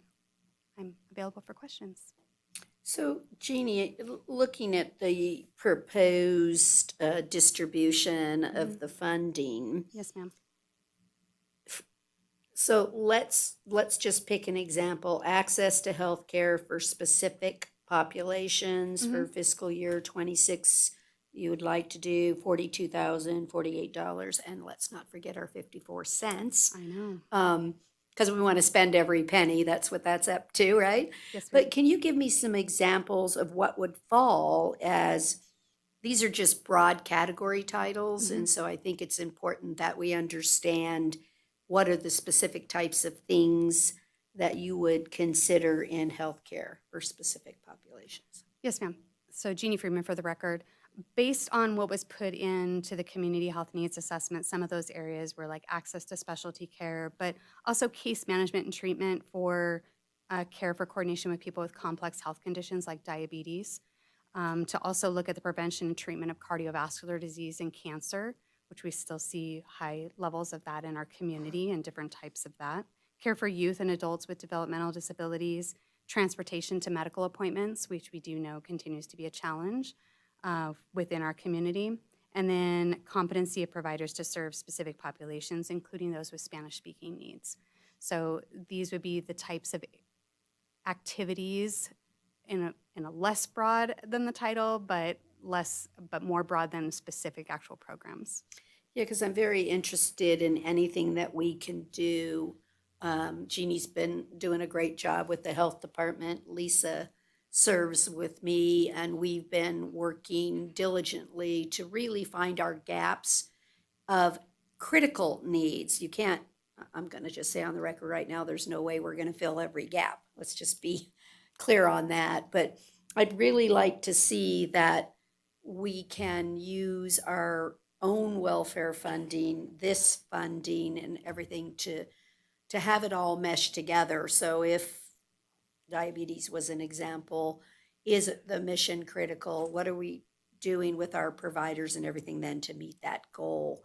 Since we've done all this planning and have all these reports and all these statistics, I'm just very interested in having things cross all sectors to hit the goal or to hit the mission or the strategic plan for success. And so do you see this meeting that and working towards filling gaps and critical needs in the community? Thank you for the question, Mayor Bagwell. Jeannie Freeman for the record. I do. I think that it's important for us to identify what are we good at and what should we be doing, and what are our partners good at and what should they be doing, and how can we leverage these funds to maybe support the efforts that they're doing, not creating something new, but using these funds to help leverage those activities of those who are already doing that work. And if we are the best ones to be doing that based on the work that we do, then using those funds internally. I don't have specific answers today as to which programs these funds should be allocated to. I do plan to bring that back, but I want to make sure that in every best effort that we get it on the agenda for BOE to be approved so that we can have that in place. But I do want to have that conversation, more in-depth conversation about what that looks like, and to absolutely have feedback from the board on others that you may know that I may not know at this point in time and how we can leverage that together. Thank you. Supervisor Giomi. I think for me, the key, number one, is to make sure we're, and you said this, spending this money in Carson City. We have a plan. This board and the Board of Health has adopted a community health improvement plan. We have the framework for where the gaps are. We know where the gaps exist. Right here. Now, it's not a esoteric document that's covering the whole state. It's our document, this community's document. So in my mind, sending this to the state in as high an elevation view as possible is key, because we need to be nimble enough to Lori said X. Lisa may say Y, a Supervisor White may say Z. I mean, I think we need to be able to take advantage of those things, and if you're too specific, you can't make that leap, as you said, like in a subgrant, you can't be nimble enough to do that. And I think we have to do that because we don't know what's going to come up in January that may fit one of these categories, that may solve a need of this community that we didn't even know existed today. And it would be horrible to miss the opportunity to do that. So I applaud you for doing this the way you did. I think it's broad enough. I don't know how much more specific we need to get other than maybe having Board of Health report on these things and maybe ideas where you're going to use it. Because this is your profession. I think you need to be, helping us learn with our input as to where that money should go. But I think nimble is, and being able to pivot to maybe take advantage of using this money that could even make a bigger difference than what we originally planned. So Thank it's you. just a broad comment. And Jeannie Freeman, for the record, just to address the assessment and surveillance piece, which wasn't one of those, that was one of the areas that was identified in Foundational Public Health Services report related to Carson City. This is about really making sure that we are putting in place and having what we need so that we can actually document what is success and how are we measuring that success and where can we utilize that to further provide the data around those gaps and not have them be anecdotal, but have them actually have the documentation behind them for us as Carson City. And I think that's the real key to trying to convince the state, who we know financially wasn't in a position to be able to increase funding the way we had hoped they would to foundational public health funding. But if we can't show measurable results, meaningful changes, meaningful impacts, then we'll never get anywhere. So I think you're spot on to say, let's pick the things that are going to have meaningful results that we can document and visibly show improvements on. Thank you. I don't see any other questions. Is there any public comment on this item? No. I'll bring it back up here for a motion. Supervisor Schutte. I move to accept the proposed priority determinations and funding distribution as presented. I have a motion and a second for approval. All those in favor, please say aye. Aye. Aye. Any opposed, say no. Let the record reflect it was unanimous. Thank you again so much and congratulations. Thank you. Okay, we're ready to do agenda item 26A, discussion and possible action on the city manager employment agreement. Mr. Jeff, he's already, he's stuck right up there on me. Coleman, would you like to take us through this item? Yes, thank you. Jeff Coulomb, Carson City Human Resources Director. Thank you, Mayor, and thank you, Board of Supervisors. As pointed out in the staff report for this particular agenda item, in the May 15th, 2025 Board of Supervisors meeting, the board selected Glenn Martell for appointment to the position of city manager and requested the district attorney's office to negotiate on behalf of the city a tentative agreement, which is before you. After several discussions, the district attorney's office and Mr. Martell have tentatively agreed to the proposed agreement, and Mr. Dan Yu from the district attorney's office is here to speak to any questions you may have about particulars about that negotiation process and the wording in the agreement. And so I turn it back to you for possible questions and discussion. Thank you so much. Does any member have a question? And first, did you want to say something? I was going to start off with thanking you so much. And Mr. Martell for having a meeting of the minds. That's always a positive first start and off to a good start as the new city manager. So if there's comments you want to make, feel free.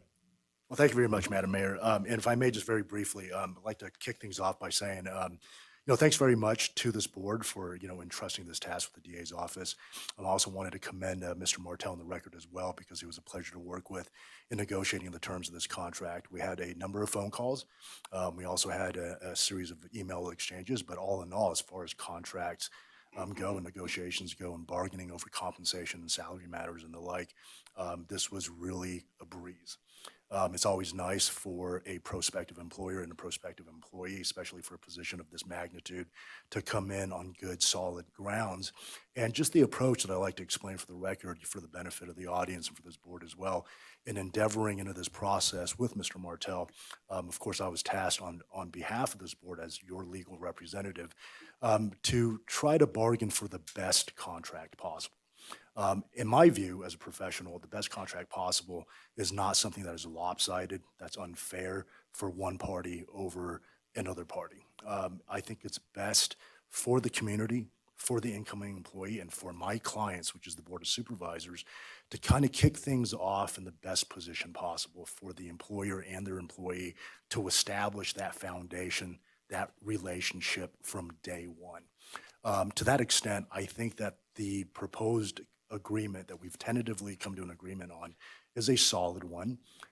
It sufficiently establishes the parties and obligations of both parties, the duties and obligations of both parties.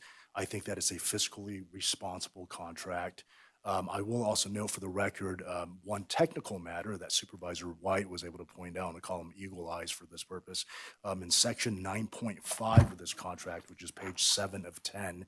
In the board's packet, it's page 771.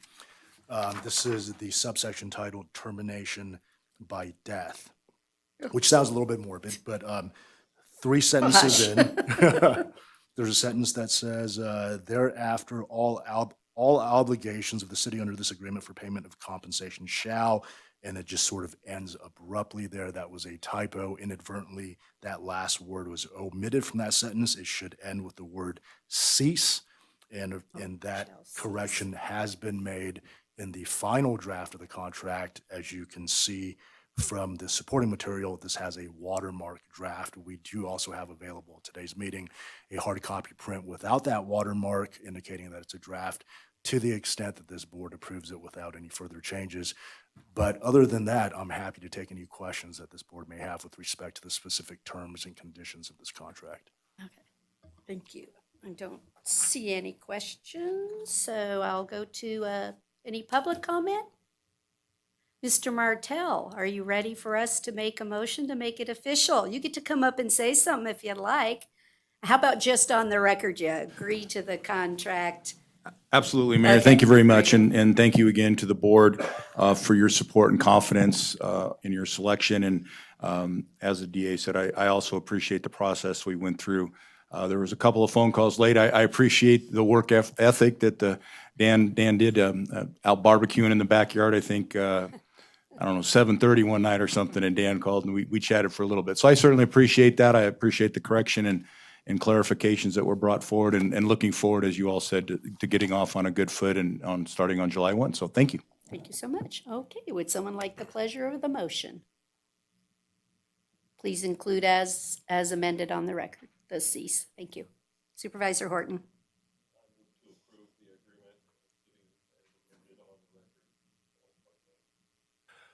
I move to approve the agreement with the amendment as stated on the record, and I'm happy to do it. Second. I have a motion and a second. All those in favor, please say aye. Aye. Any opposed, say no. Let the record reflect it was unanimous. And again, congratulations, and we look forward to working with you. Yeah, we don't clap. We're now on to agenda item 27, which is our non-action items. Does the city manager have some updates or anything for us today? Just one thing, I want to remind everyone that the next Board of Supervisor meeting will be held on Friday, June 20th, due to the Juneteenth holiday. So Friday, June 20th for the next meeting.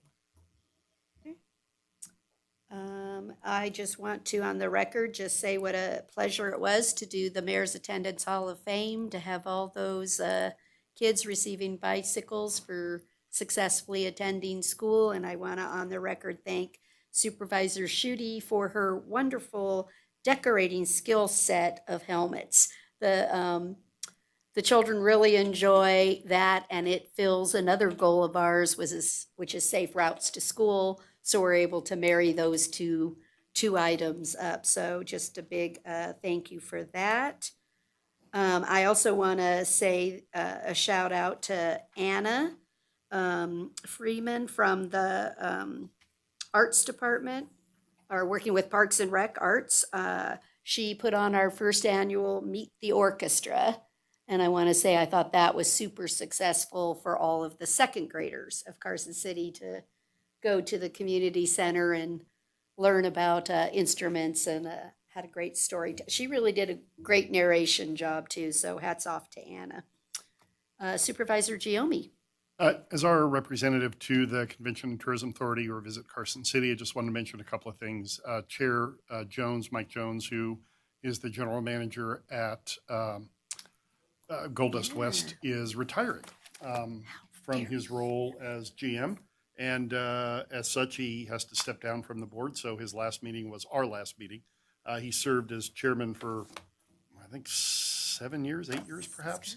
Did a great job, and just want to acknowledge his contributions to the tourism industry, to our cultural industry. He did a tremendous amount of work over the years. And secondly, Kitty McKay, who served for a year from the Nashville Social Club, is also stepping aside at the end of her term. So we have two openings, one for someone representing hotel motel industry, and the other one for someone representing what's called in the ordinance other commercial interests. So I'm not sure there's a really tight definition of that, but if anyone out there who's listening has an interest in serving on that role and has interest in culture, tourism, and sharing the beauty of our community with folks around the world, then send an application. I think they're taking them through June-ish sometime, right? Anyone know? Don't remember. It's on the city's website under volunteer opportunities. So just wanted to throw that out there. Thank you. Supervisor Schutte. Just a shout out for what a great weekend it was. You know, in addition to the Meet the Orchestra, and that was so fun. I'm sure quite a few folks in the audience remembered the Peter and the Wolf story. I mean, my family, we had that album. I remember looking through the book, listening, and then to hear it again. It was fabulous. Sunday, the Carson City Community Band, they played on the legislative grounds as a tribute to Mr. Dady, and that was just wonderful. There was the Brew Fest this weekend, the end of Little League. So just a really great weekend. Taste of Downtown is coming up. There's so many wonderful events, and of course the Pollinator Parade. So just a shout out to this community. Everybody stays busy, everybody stays engaged.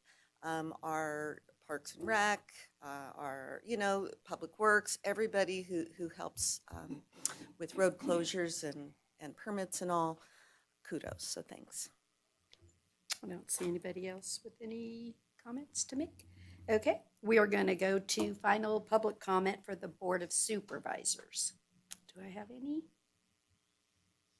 No, then what's going to happen, we're going to adjourn as the Board of Supervisors, and at 10 minutes till the Board of Health will start. So thank you, and stick around for the Board of Health. Thanks.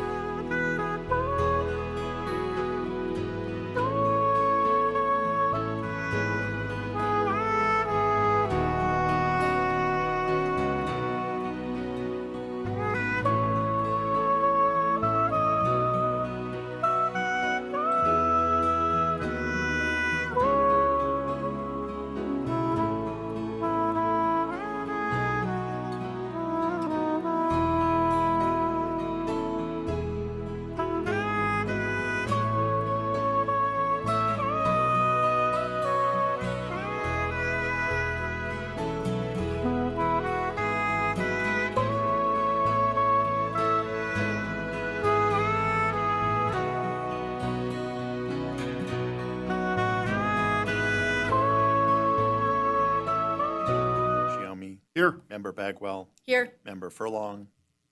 Member Horton. Member Shute. Here. Member White. You have a quorum. Thank you. And then with that, we'll move to ask if there's any public comment.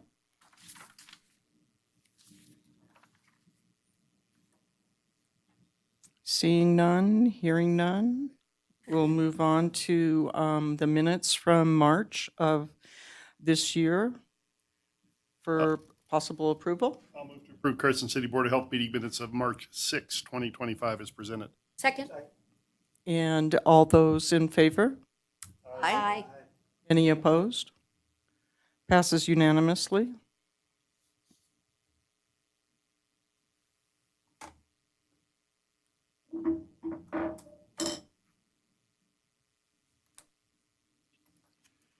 And then next on the agenda is possible action, discussion, and a report from the Carson City Health Officer. And attached, you have that. I would just make a shout out to Carson City School District. They're doing an excellent job with the program that they instituted over a year ago for emotional and behavioral support of their students. And they've got accolades from other small school districts in Nevada wanting them to help them implement similar type programs in their communities. So they're doing a great job with that, and we see that on their reports at the behavioral health community task force meetings. And then in regards to the sexual assault response team, just want to point out that this issue of increasing numbers of strangulation victims has come up, and our sexual assault nurse has training in this and has done training education for EMTs up in Reno. And so the deputy sheriff was asking about receiving that training for his detectives and then being able to disperse that out to the sheriffs who are out meeting people in the streets and homes. And so that'll be occurring. At the same time, we'll put out some information to the emergency room in case they're end up anticipating more referrals for actual evaluation, because there is a risk with strangulation for stroke, and it doesn't necessarily happen at the time of the strangulation. It can be something that occurs from ongoing strangulation, whether that is in a domestic violence type situation or if that is with, quote, regular sexual activity. So that information will be going to the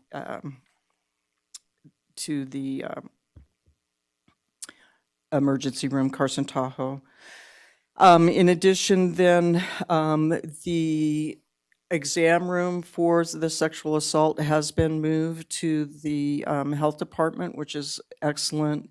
The SANE nurse is actually, the sexual assault nurse, that's called SANE, is the abbreviation. The SANE nurse is actually an employee of the city, and so therefore can access the building, and there's always an advocate with. So most of those exams are going to occur during the day, but in case there's one at night, we have that ability. And that will introduce any victims to the other potential services and the location and such of the health department, which is important because they often need follow-up, and we're not sure that they're getting it. We have a sense that maybe they're not.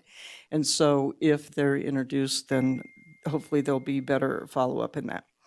The last thing I would point out is that there is not necessarily a new diagnostic code for highly sensitive persons, but that over 20% of the population actually has this innate genetic trait.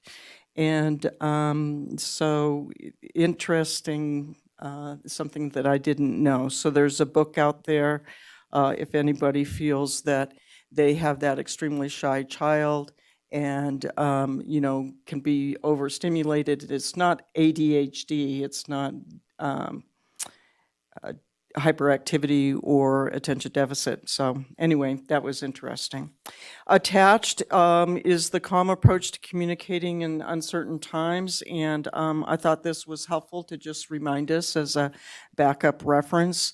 And that to lead with individual choice. It's important to give people the facts and the recommendations and the options, but not to necessarily tell them this is what you must do, or because then you start to get the resistance, right away. So just to point that out, this unfortunately might come in handy relative to measles, and now that there's a new COVID variant as well, which looks like it's more infectious. We'll see what happens with that, whether it takes off or not. So with that, I'll entertain any questions or comments. Yes, Supervisor Giomi. On the treatment room or exam room at the health department, I was kind of curious about the provisions for, obviously the nighttime component is something having it at the hospital, there may not be specific resources that a victim needs post-exam, but there are other resources that the hospital brings to bear that sort of are difficult to duplicate, just, security and always having someone available. And so I'm certainly not advocating that it isn't a wise move, but I just kind of wanted to hear that there are provisions to address that and deal with that from a security standpoint. I mean, obviously, these are vulnerable individuals who've been victimized, and now we're potentially at 2 a.m. bringing them to a place where there's no one around except for the SANE nurse and potentially the victim and the advocate. Usually 2 advocates, actually. Yes. And I'm familiar with the advocate component, but yeah. You're walking into basically an unoccupied building. Yeah, if there's what's any the backup for the SANE nurse, so all those kinds of things. So we've had the same problem at the old hospital because it's essentially vacant, and we've had extreme trouble getting in. Now, of course, they're changing that out to have the juvenile inpatient component there, but we are pretty concerned that we could have still ongoing problems in that regard. The deputies have been very helpful if need be, if there's any concerns. So we actually, I think, in some ways, I think our safety may be better ultimately. Good. Thank you. Any other comments or questions? Okay, hearing none, do I have a motion? Sure. Move to approve the health director's report as presented. I second. Okay, all those in favor? Aye. Any opposed? Passes unanimously.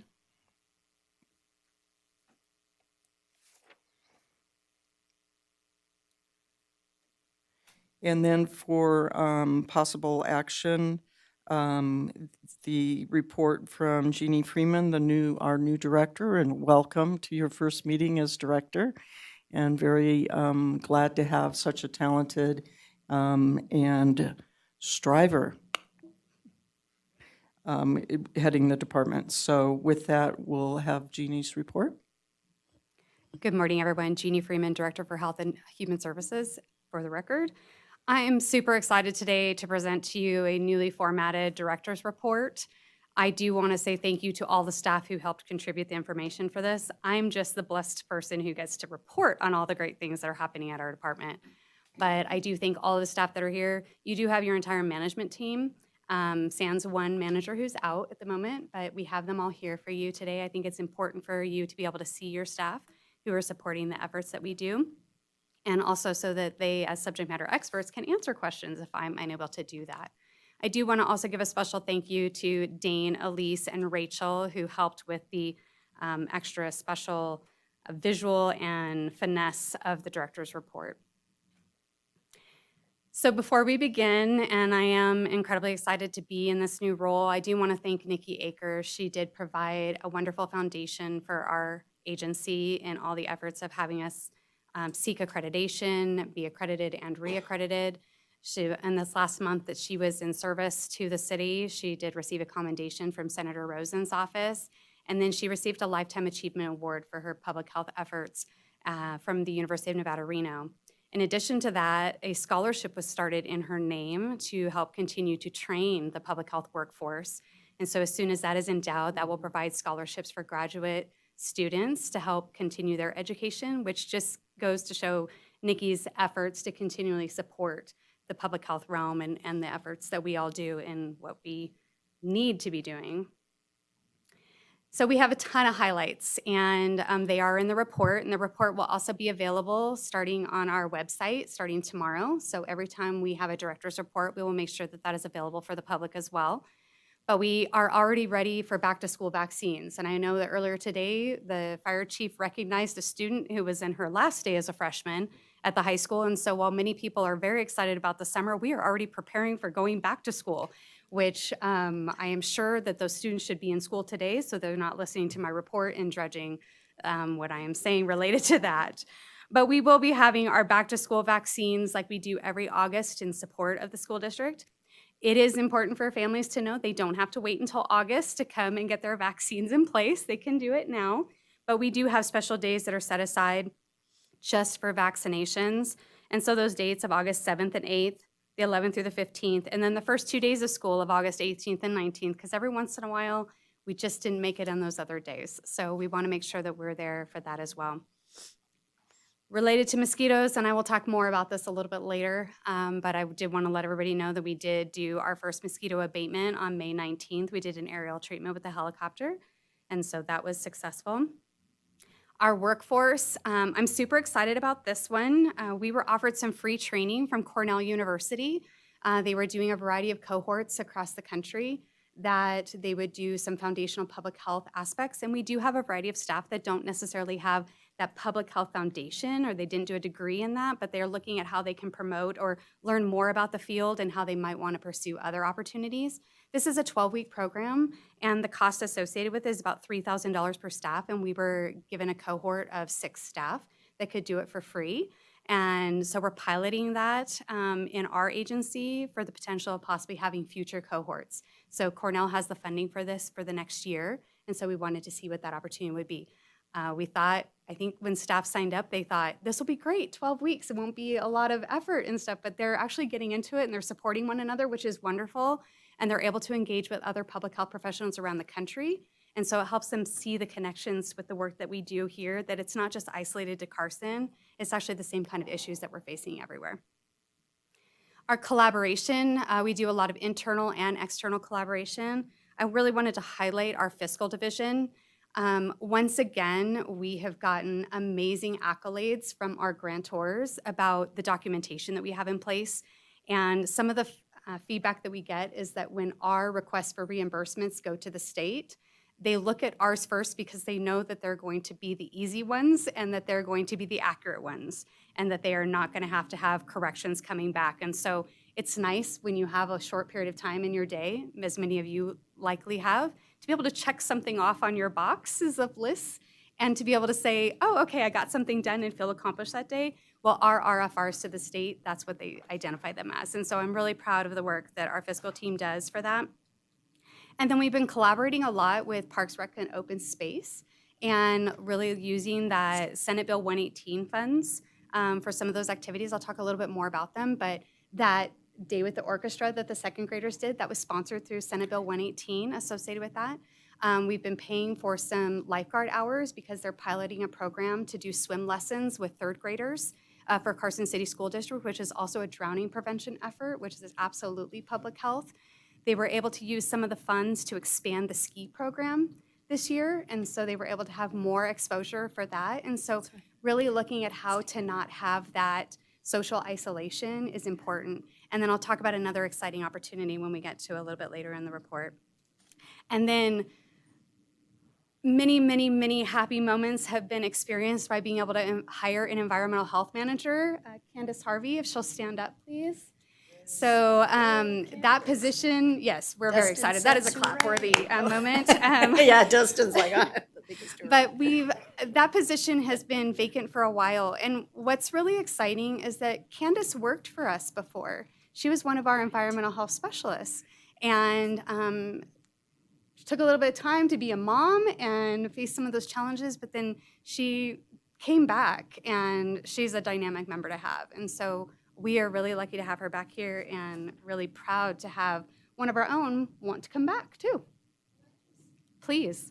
I just want to give a shout out to Candace. You know, I sat in on a meeting the other day, and your depth of knowledge is incredible, and your, communication, and it was a great meeting, and I think a really helpful meeting. So kudos and thank you. So various diseases of interest. Let's talk about the wee beasties of the world, our little viruses and bacterias and bugs and stuff that have impacts on who we are. Doing some preliminary look, so influenza season typically lasts from October through May, and in looking at the data through March, the end of March of 2025, looking at the influenza severity, we will come back with a more comprehensive report of the entire year at a future meeting. But as of so far this year, this has been a highly severe illness season, higher than what we've seen since 2017 and 2018. Carson City, as far as looking at the region, because we do the surveillance associated with the region, Carson City had high hospitalization rates and also had the lowest vaccination rate of the counties in the area when it came to influenza. And we found that that's concerning, especially because we have the availability of the vaccine. And we know that the flu shot doesn't necessarily mean you're not going to get the flu. The flu shot's intention is to reduce the severity of the illness so that you hopefully do not experience hospitalization. But one of the other elements that we found through this preliminary data is that those with comorbidities, if they were unvaccinated, they were 3.5 times more likely to end up in the hospital. That creates an incredible burden, not just on the hospital, but on their families and on the recovery and so forth. So that's important for us to keep in mind. And those comorbidities, such as having other respiratory illnesses like asthma or obesity, those become important, diabetes. So it's important for those people to consider really making sure that they have a vaccine on board. We will have flu vaccine again in the fall for those to have the shot available. With measles, When's the best time to get the shot, if I may? I think it's important because it takes a little bit of time to be effective, right? It's not like you get the shot today and tomorrow you're good to go. So just when's the best time that they should really be looking to get their influenza? I recommend September, late September, October, and that's pretty much when it comes out. But if one has an exposure or believes they've had an exposure and haven't had the shot, you can literally get the shot immediately then, and it will have some benefit. So there have been cases where I've diagnosed a case of influenza in a spouse, and we've said, get your kid and get your husband in here, and we'll give them their vaccine right now. Something's better than nothing, right? Dustin, do you have something more to that? Thank you. Get the shot. Okay, we gotta get the shot. Yeah, and there was 160% increase in hospitalizations this year compared to last year. And I certainly know a number of people who came down with influenza as adults, and they did not have a fun time. They were out, when it's a bad season, they're out 10 days, 14 days, and they'll be in to see the doctor twice, and there's not much we can do except for say, And grandma's chicken soup, and take it easy. It's been 22, 23 years ago. I had a 6th grade student die from influenza. So it happens. Thank you. You're welcome. Next, we have measles. We do not have any measles cases in Carson City at this point in time. But we do pay attention to what's happening in not just the counties around us, but the states around us and what's happening in the country and so forth. Plus, the summertime is also a time when a lot of people travel. And oftentimes what happens is somebody travels who's unvaccinated and they come into contact with somebody who is positive with measles, and then they bring it back to the community, and then it spreads rapidly amongst those who are unvaccinated. So we want people to be cautious when they're traveling. If they aren't vaccinated, to consider being vaccinated. We have the vaccine available at the health department. We are also poised, if there was to be something that happens in Carson with a measles outbreak, we are ready. And so we do not sit back on our laurels when it comes to this. We do pay attention. That's part of what Dustin's team does, is looking at what's happening around. We even have an internal committee or a work group that we get together and talk about the different dynamics of what's happening in different divisions and what we're hearing to see if there's something that we need to be paying attention to. Next, hantavirus, those little mice. We need to protect ourselves from those little mice and their droppings, their urine, and their saliva if they were to scratch us. We have had some hantavirus cases that have been reported in the communities near us. Douglas County most recently had their first hantavirus case. That person did survive, but they were in the hospital for an extended period of time. And so it's important for us to make sure that when we're cleaning out our sheds and we're doing our summer activities and so forth, that you may not even see the droppings, you may not see the urine. It's best if you're in those kinds of environments where mice could be present, that you wear a mask when you're going to be cleaning up and that you use what we call the wet method. And so you would spray down the area and you would let it sit for a while before you were to clean it up. And so oftentimes we don't recognize, we just think it's dust, but we don't really know what's all in that dust. So we do advise that you wear a mask. And then congenital syphilis. This is something that actually Nevada has been showing higher than the national average when it comes to congenital syphilis. And it's not just what's happening down in southern counties in the state. We do find that we have higher levels of this here. This is incredibly impactful because it's not just about the woman who has syphilis, but it's also about the baby being born and what those complications are for that child who's born with syphilis.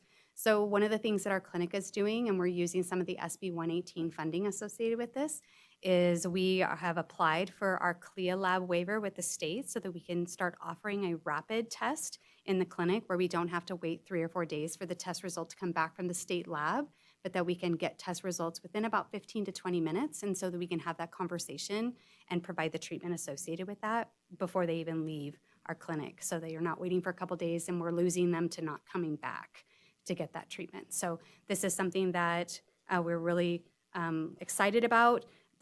Tony Orr and her staff in the clinic have done a fantastic job of doing the research to make sure that we're going to get a test that's both sensitive and specific, so that we're not going to be giving a lot of inaccurate information to a patient, and that we will be able to have that test available. So right now, we're just waiting for the CLIA lab waiver to be approved. As soon as that's approved, then we have the authority to purchase and to start implementing. So I'm incredibly hopeful that by July 1st, we will have that in place for our clients. Any questions on that? I would just add a comment about the measles. I was attending a recent CME. I've only seen one case of measles in a young man in a dermatology clinic. So it's not something that the majority of our physicians have any exposure to. So there's been a big push nationally to get more information out to physicians and to first-line providers in terms of suspecting measles, and because you've got to isolate immediately. We're asking the public that if you're going to be coming in with a fever rash, please let us know, because we want to isolate you, come in the back door sort of thing, to avoid exposing anyone else. But there's a high percentage of children under 5 who end up being hospitalized with it. That doesn't mean to say that they're ICU intensive care type hospitalization, but hospitalized nonetheless, probably in part because of how high the fever is. But the other thing about measles is that it has long-term complications that can rear their head as much as a year or occasionally later. Encephalopathies, it being the big one. So it is not a simple viral rash always, so concerning. And then about I think that was it that I wanted to make a comment on. Thanks. So Jeannie Freeman for the record. Dr. Lyons, thank you for bringing that up. The outreach to our providers is absolutely important, and that is one of the things that our epidemiology division, as well as our communication specialists, are working on, because a lot of providers have not seen a case of measles. And so you can have situations where people may experience a heat rash and it may feel like it's something, right? So we want to make sure that they have that information and we are that resource for them. So that is one of the items that's happening. And then also during our back to school vaccine, it will be really important. We're taking a look at the data of what our measles, mumps, and rubella vaccination rates are in Carson City. and to be able to make sure that we're having that conversation, not just about the ones that they might be in the office for because they need them for them to enroll in school, but that we're double checking and making sure that they've had that MMR vaccine. I wonder if it might be worthwhile to put something out to the school nurses. I'm sure they're getting some things, but something that they could share with parents so that we have a little pre-information in case things come up. Because it doesn't start with the rash, unfortunately. It starts with stuffy nose, a runny nose, and maybe some injection of the eyes, and then the rash comes on. So the rash helps us to truly confirm, but that's not out the gate, so it can make it a little bit more difficult to make that diagnosis up front. There are tests, obviously, but so anyway, maybe that information could be given to people as they come in for their immunizations and/or get it out to the nurses too, so it could be shared more broadly with families. Because if we get a case or two, or maybe three, then there's going to be what has happened in other areas is there's a deluge of do I have a problem? Do I need something? And so if we could get some pre-information out there. Thank you. Please. One more question about measles vaccinations. My understanding is if you were vaccinated prior to, I don't know what the year is, that if you were born before 58, 57. you should get a follow-up? Well, no, you probably don't need a vaccine. You've probably been exposed. But if after that, and that was something interesting that came up on this presentation that I attended as well, we did for a period of time in the early 60s have inactive viral vaccines, and they're finding now for the adults now, that would be in my age group, that if they had that inactive vaccine previously, that they might not have as good of immunity as one would hope. So I happened to be vaccinated again when I was in the military, so I'm good to go because it was a live vaccine that was only present for a few years, and now it's a live attenuated. All right, thank you. All right, on to mosquitoes. Mosquito abatement and the different innovations that we're doing. So as I mentioned, we had our first aerial treatment by helicopter in May. We are planning our next aerial treatment to be done sometime between June 17th and 19th. We do that in collaboration because the helicopter can be quite expensive. We try to make sure that our aerial treatments are happening at the same time that another jurisdiction is using the helicopter, so we can share those expenses. We will also be doing some fogging between 4 a.m. and 5:30 a.m. in Northeast Carson tomorrow. That's going to include the Riverview Park neighborhood as well as the Apollo Drive area. And so we've got that ready to go. It's calibrated. We just finished that calibration this morning, and the notice is going out through our Alert Carson system today, and we've got the press release out and the social media out as well in both English and Spanish. So we have been pushing that information, but we are doing what we're looking at. We take information from the complaints that come in on the complaint form, and we put those on a GIS map layer. We also use the information that we're getting from our trapping to put that out there to identify those areas where we're having a lot of that activity and those that have traditionally been our high activity areas. So that's how we're making the determination of where to be able to do that. We are also in the process, our seasonal vector control technician is out doing hand treatments as more information is coming in with that too. But it's important for the public to realize that we do these treatments, but we can't do them every day, whether it be aerial or fogging or anything else like that, because we do have to meet the expectations of our Environmental Protection Agency and to make sure that we're not overwhelming that system as well. So please continue to report your concerns. We're happy to hear them, and we want to make sure that we're being responsive to them as well. We're using a lot of different ways, some natural resources and ways that we can try to be better at what we're doing and to ways to save us money. So our technician, again, our vector control technician, he's got some work that he's been doing related to these carbon dioxide producing mushrooms that we can put in the traps. And so it's using a natural product that puts out the CO2, attracts those little buggers to come into those traps so that we can collect them and we can make sure that we're assessing what we have in place. And that actually saves money, and it's also better for the environment because we're not using the dry ice that has typically been used for that carbon dioxide production for that. So that can save us approximately anywhere, depending on how often we're trapping based on the activity of the mosquitoes, it can save us anywhere from $500 to $5,000 a year. So that's important for us with our minimal budget. Other things that we're doing that can be around, we're collaborating with Parks, Rec, and Open Space at looking at other natural products that can be used to fill the cracks in our paths that can then reduce those mosquito habitat areas. So the little cracks you might find in the rocks along the path, we can fill them with different sawdust products and so forth. So we're testing those out with Parks, Rec, and Open Space as a way of like reducing the mosquito impacts around our walking paths. And then we also need to make sure that we're still asking the public to help in these efforts. So when you're out and about and you're going to be in an area, you know, the dawn and the dusk periods are the high mosquito active time periods. So please use the DEET, wear the long sleeves and your long pants and so forth. I know it's warm outside. Try to enjoy it that way. But we had a wonderful presentation this morning about pollinators. And I think it's really important for our public to understand that there are a lot of plants that you can be planting in your yard that are mosquito repelling plants or that will attract pollinators that eat mosquitoes. And so I think it's important to, again, use those same businesses that we talked about earlier today, that the mayor mentioned earlier today.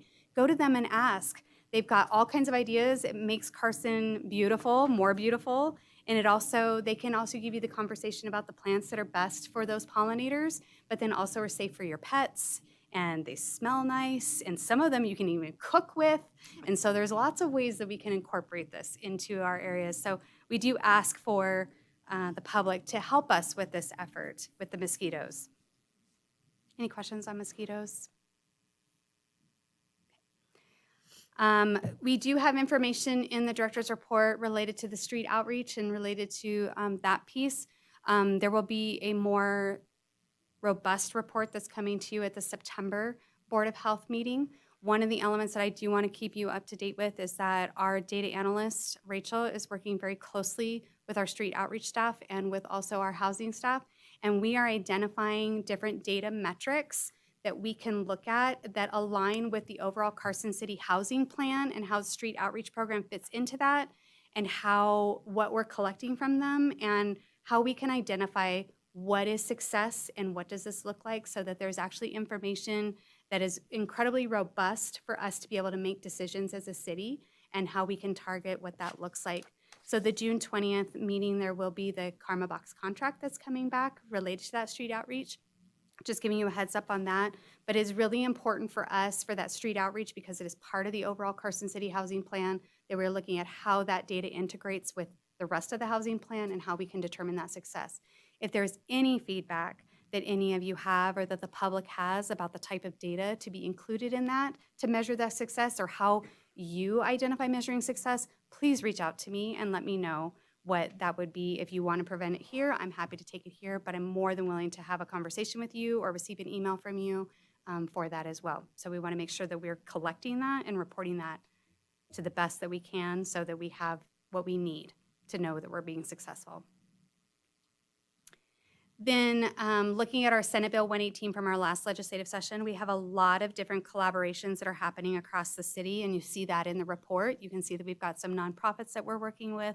We're working with other city departments as well. We've been utilizing this funding tied to that assessment, and we had a little bit more in the biennium than we have. We are on track. We will make sure that we spend all the money. Please do not fret. I will ensure that we are not giving a dollar back when it comes to this. I won't. Yes, ma'am. I will not give a penny back of that money. We will make sure that Carson is using it. We're using it well. One of the things that I am most excited about this, and it was brought to my attention that there is the 988, which is the crisis hotline available. Several months ago, Jen Budge from Parks, Rec, and Open Space had reached out to me, and she sent me a picture, and she said, look at these signs that are being used in other communities that are posted up around about 988 for those to be able to know that that's even a service that's available. I happened to have attended a conference in February, and I met the person who is one of the leads of the crisis center that oversees Northern Nevada and takes calls from people who are in Carson to support of that. And so we're utilizing some of the Senate Bill 118 dollars to make these signs that align with the 988, the national logo and everything. We've got them. They're currently in production. They're in both English and Spanish, and they're going to be put up by the park rangers all throughout Carson City to help make it available to where people then know that they can be able to call if they're in crisis or if they're contemplating suicide. And so this is one of the efforts that we're doing associated, just getting the word out and making that there. And then I have reached out to the group that oversees the 988 in the state and inquired about the opportunity to potentially serve on the coalition associated with that, because we do know, and it was identified in our Quad County Needs Assessment and in Carson, that we have mental health concerns in our community, and this is one of those areas. And many times if somebody has somebody that they can just talk to, it can help bring them from that brink of crisis. And so having that available and out in the community is important. Our community health improvement plan and needs assessment, we are tying that work into the community, or into our Carson City strategic plan. One of the items in the strategic plan was really looking at how are we integrated and how are we making sure that we're not duplicating our services and what's out there. So part of what we need to do with the community health improvement plan is identify who's doing what in this big community that we have. And so our accreditation and assessment coordinator, as well as our data analyst, have been working with the different partners to look at those different strategies and has identified strategy leads. We are supporting those strategy leads by putting together a toolkit to help them reach out to others who do the same kind of work and to identify the metrics of data that they will be collecting and then submitting to us. We've already had a success story. The Boys and Girls Club did use the needs assessment as part of the funding structure or the request for funding that they got to allow them to open up some of these Smart Start centers and to increase the number of daycare spots that are available. And so the one in Carson is due to open, I believe, in August or early September to open up another a variety of seats for childcare, which is something that was identified in the needs assessment that needed to occur. But those partners are leading that effort to talk to others who are doing that same kind of work and to look at the data collection. So we aren't leading the data collection, we're supporting through creating that toolkit and collaborating with them. And that is what I have for you today. Are there any questions for me? Thank you. Do we have a motion to accept the director's report? So moved. And we have a second. All those in favor? Aye. Opposed? Passes unanimously. Next item is, again from Jeannie, is the possible action discussion regarding the Carson City Department of Health and Human Services, the strategic plan. Jeannie Freeman for the record. If you recall, back at the March Board of Health meeting, we had a presentation from Caleb Cage, who's the CEO of Arcdome Strategies. This was the contractor that we hired to help develop the strategic plan, and they did this through a robust process of surveys, one-on-one meetings, town halls, and so forth. At that meeting, we were just presenting the strategic plan for you all to take a look at and to provide us any feedback of what we may need to modify. One of the feedback points that we were given is that it seemed that we were rather, we were being really ambitious with our timeline. And so there was the idea about us taking another look at what the objectives were and what the tactics were, and did the timeline make sense? So we took that to heart, and we had some internal conversations and looking at what those different objectives and tactics were. And I did provide, as part of the materials, a red line of what our suggestions are for that. Most of them are timeline associated, looking at some of the adjustment of that, or identifying that we needed to make sure that the activity that we were doing is continuous. I do want to bring note under Goal 2, Objective 2, we're proposing to delete that objective. And the reason for that is that we feel that it's important for us to defer to already existing coalitions rather than us looking at a legal structure to create another coalition. that would be there, that would likely. Can you say that again? Goal 2? Goal 2, Objective 2, Tactic 1. It's on page 19. Okay. It's not redlined, but you're proposing with your comment now to redline. Or am I missing it? Oh, I show it on my, did I upload the wrong copy? Is it redlined on yours? No, it's not Oh, redlined. I don't know how I messed that up. Yes, I'm sorry. That is a proposal to have that one redlined out. I apologize if I uploaded the wrong attachment. And the proposal is to redline that due to existing coalitions and not looking to create another coalition that would have the same attendees in place. Or any other If you don't, let me go back. Let me start on page 17 and talk about what the changes were, since it seems that I had the incorrect attachment. Again, I apologize. On page 17, Goal 1, Objective 2, Tactic 1, which is develop multiple data gathering methods to identify local public health services.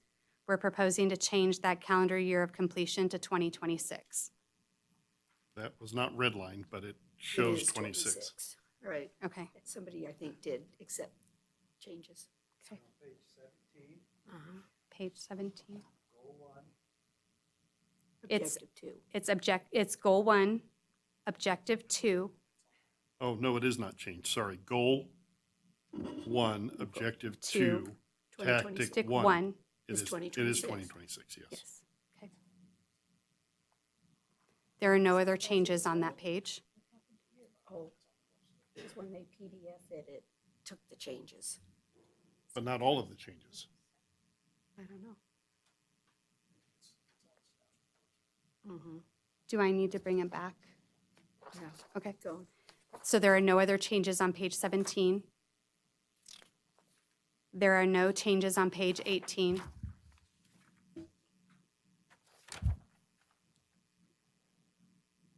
On page 19, Goal 2, Objective 2, Tactic 1. That is the one that I'm proposing that we delete. Build relationships. Yes, it says, no, it's the one that says determine the appropriate legal and appropriate structure for Wait. developing. Oh, it already took it. It accepted the change. It accepted because the change. It deleted it. It's not on here. It's because it deleted it. Yeah, it was a separate. Excuse me, our attorney would like to offer some advice. All right, well, thank you, Dr. Lyons. So just for, again, for the benefit of the public and for this board, this may be easier for everybody to kind of follow along.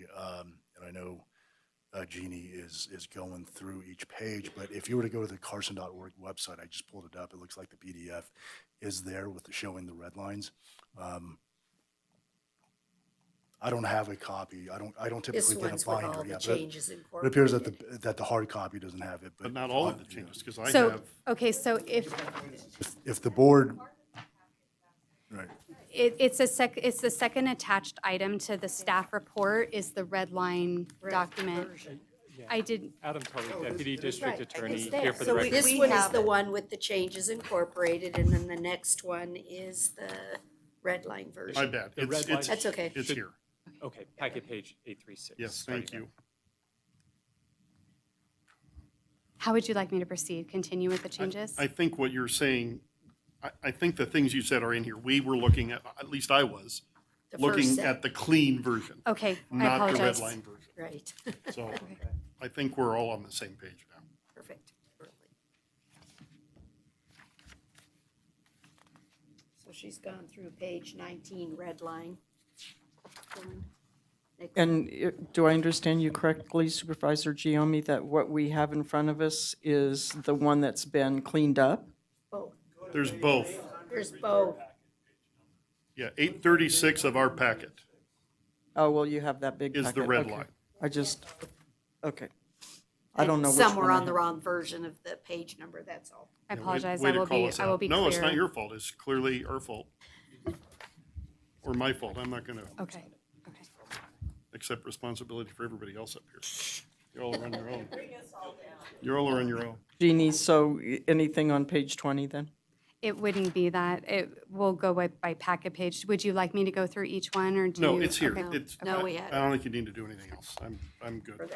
So outside of that one deletion or the changes in year, the only other modification was to potentially specify that because this was a Carson City Health and Human Services strategic plan, that we would be addressing documents that are related to Carson and not looking at them related to the broader region.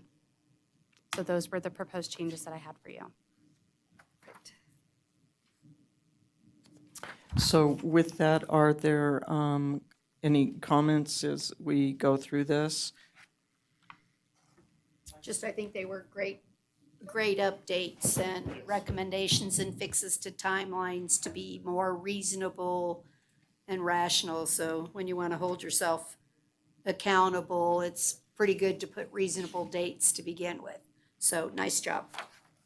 In my recollection about the prior plan, I think that this one is more intensive in terms of looking at what the department is doing, what gaps might exist, and making sure, that it's collaborating with the community, seeing what gaps might be there, instead of going after what seemingly we think is happening. So this looked like it was a great deal more comprehensive and, setting a good foundation going forward. I like that there's going to be more public outreach about what is public health and letting people know what's happening at the health department, and that the health department wants to be the leader in public health. So often anything comes up and everybody looks to the hospital, and that is like too far down the road. Public health really should be out there leading so that things don't end up in the hospital's cart, whether that's hospitalization or otherwise. There's so many things that really are in the public health domain and not in a hospital clinical setting domain.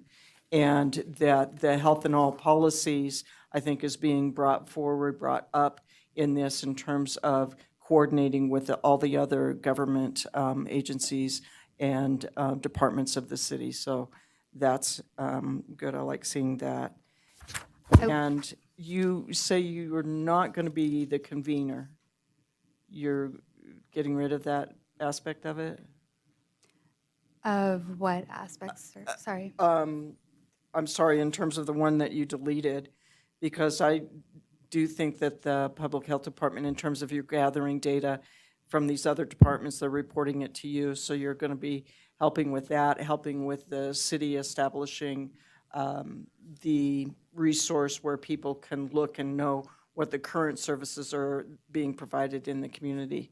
So the health department is still going to be doing that aspect of it. Yes, ma'am. Jeannie Freeman for the record. So I think it's important to realize that some are able to convene on various topics and they're better poised for that. And then there are areas that we are best poised to convene associated with that. But the health department staff continue to be engaged with all of our partners in these different coalitions and communities. And so making sure that we're at the table and part of those dialogues are important. And then really making sure that we're able to say what we're able to contribute and what we're not able to contribute. I'm not interested in having us promise something that we cannot deliver on. And I'm also not interested in us spreading ourselves too thin to where we're not able to do the work that we need to be doing or the work that we are best suited to do for that. So we're going to continue to support those efforts. I took to heart all the input that came from this board and took from our community and took from our staff. We will continue to review that and make sure that we are keeping ourselves on track and not getting off track. And we welcome the feedback from anybody if we are getting off track to make sure that we are bringing ourselves back in line with what that is. It's important for us to make sure that as an agency, we have a very strong foundation so that we know what the work is that we're doing and where we're starting from. Like the funding map, that's excellent. So much trouble with all these grants and different sources and changes. So regarding the community needs assessment, we're already in a position where we need to start the next one? Yes, ma'am. So Yeah, it's a cycle. So what's interesting is that, so the last community health needs assessment was completed in 2022, and it's best practice, and it's not necessarily an accreditation standard, it's a best practice to look at that on a 5-year basis, similar to what we do with strategic planning and those types of dynamics. The hospital actually does theirs on a 3-year basis, and they're doing theirs right now. I'll have more information about that in public comment, but we're engaged with them. We are a partner with the hospital, so it's important for us to engage in their efforts of what they're looking at, but it is important for us to also look at what our next needs assessment will look like, and because we'll need to complete that in 2027, and so it's good for us to be looking at that now as to where did we miss the mark last time? Where did we maybe not address? And really take a look at some of these other assessments that have been done, such as the Foundational Public Health Services that NACO did and the report that's there, and look at where some of that sits. Because if that's considered the standard or the foundation of what we need to be doing, what are we already looking at? What do we already have in place that maybe we just haven't used that terminology? And where are those gaps? Should we be the ones, or should somebody else be the one who's doing that? And if it's already occurring, because public health is broad, it's not just at the health department, it's a broader aspect. And so we need to be poised to help others identify what that looks like, but then also know where our responsibilities are. Isn't she great at answering questions? Thank you, Jeannie. Thank you.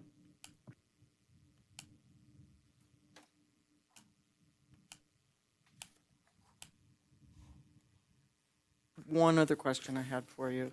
So this was under the developing the staff and your own team. So it's on page 25. And I do want to point out that we've had 2 managers who have worked at the health department, gone off and done other things, and have come back. And I think that that says a lot about the Carson City Health Department, that they are a place to work and that people recognize that and have come back. So that includes Tony and Candace. So that speaks well for the department. But in this, I didn't, the way you're talking about this on page 25, it's goal 4, objective 3, 1 and 2. So develop internal reading and discussion effort. What is that? What does that mean?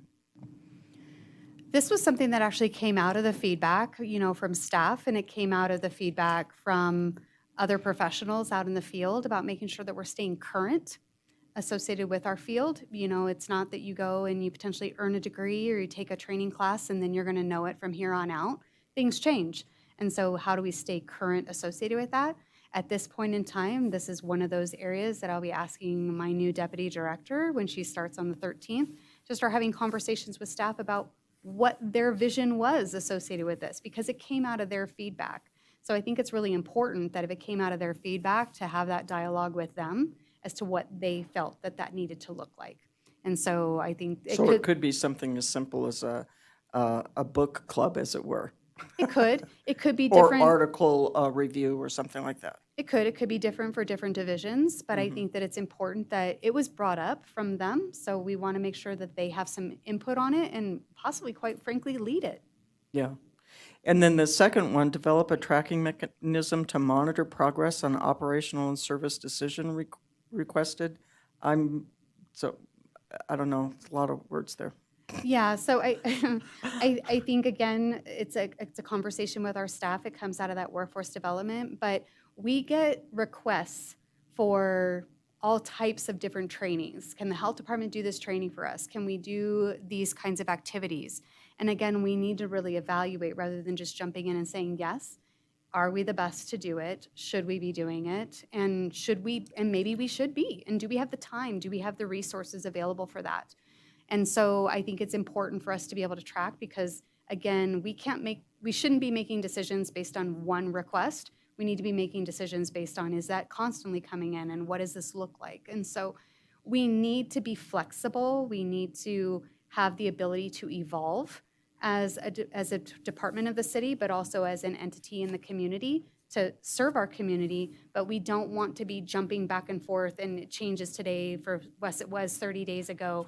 We really need to be able to have some of that. And public health is something that takes time. So change takes time. Whether it goes in the downside or it's coming on the upside, it takes some time. So we need to be able to look at that over time. Thank you. So I got all my questions answered.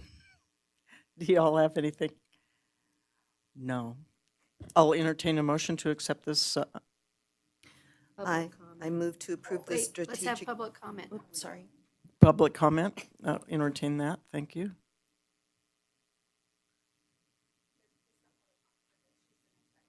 Oh, just. Oh, okay. She entertained it. That's all she has to do. Oh, okay, it's entertaining. Yeah, there you go. So having no public comment on the strategic plan, do I have a motion? I move to approve the strategic plan as presented. Second. And all those in favor? Aye. Any opposed? Hearing none, that passes unanimously. And our last, second to last agenda item is the possible action discussion regarding the Carson City, regarding the first biennial report for 2025 from Vitality regarding their contract with the city and Vitality Unlimited. And before us is, if you'll introduce yourself. Oh, there it is, sorry. Hi. Oh, okay. Sorry. I'm Vicki Reed. I'm the admissions coordinator for Vitality Integrated Programs, and I'm covering for Judith today as she couldn't be here. And I think you guys all have the report, and if you have any questions.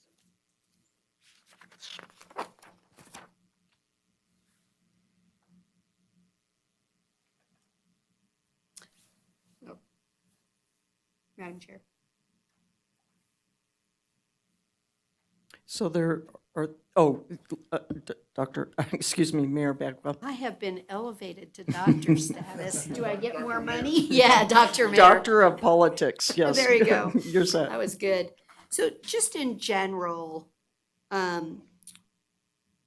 you seeing continued success with the program? Are you seeing challenges with the program? Is it working well with the courts and? It seems to be working well. I mean, you know, it's always different with everyone, you know, I mean, some, I don't really,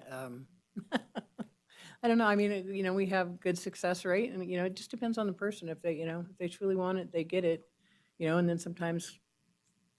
Takes a few more times. Yeah, or the ones that we think aren't going to are the ones that do, you know, so, I mean, I think it's going pretty well. Okay. And I'm it- just interested, again, we've been talking really all day long about, you know, accountability and statistics and how do we know we're putting our money in the best place. And so while I look at just numbers that are here, what I cannot see is any statistic on like a recidivism rate. It would be kind of interesting, and I don't know if you even have them or can obtain that them, would but it'd be- be interesting to see that Right.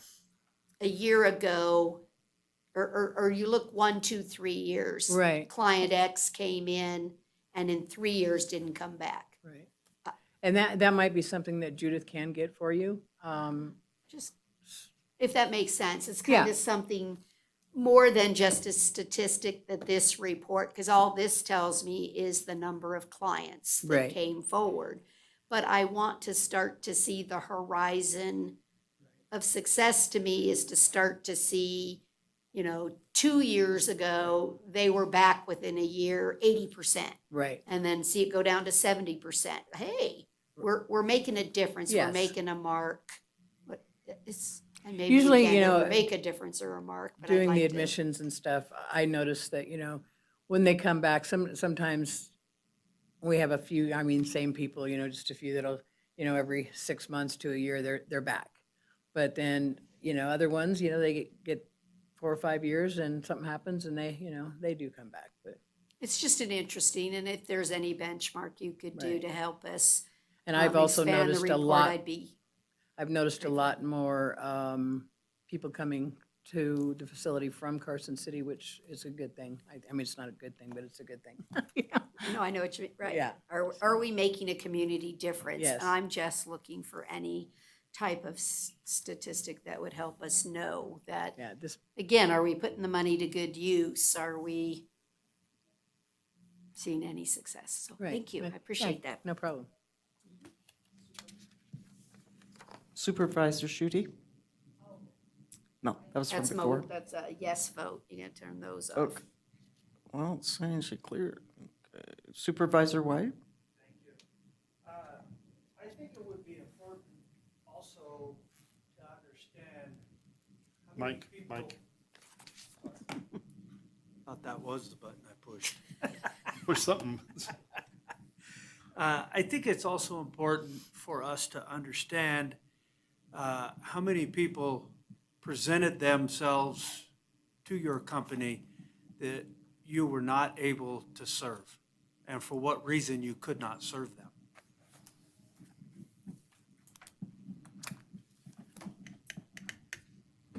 I mean, your numbers look incredibly stable, so are you at capacity?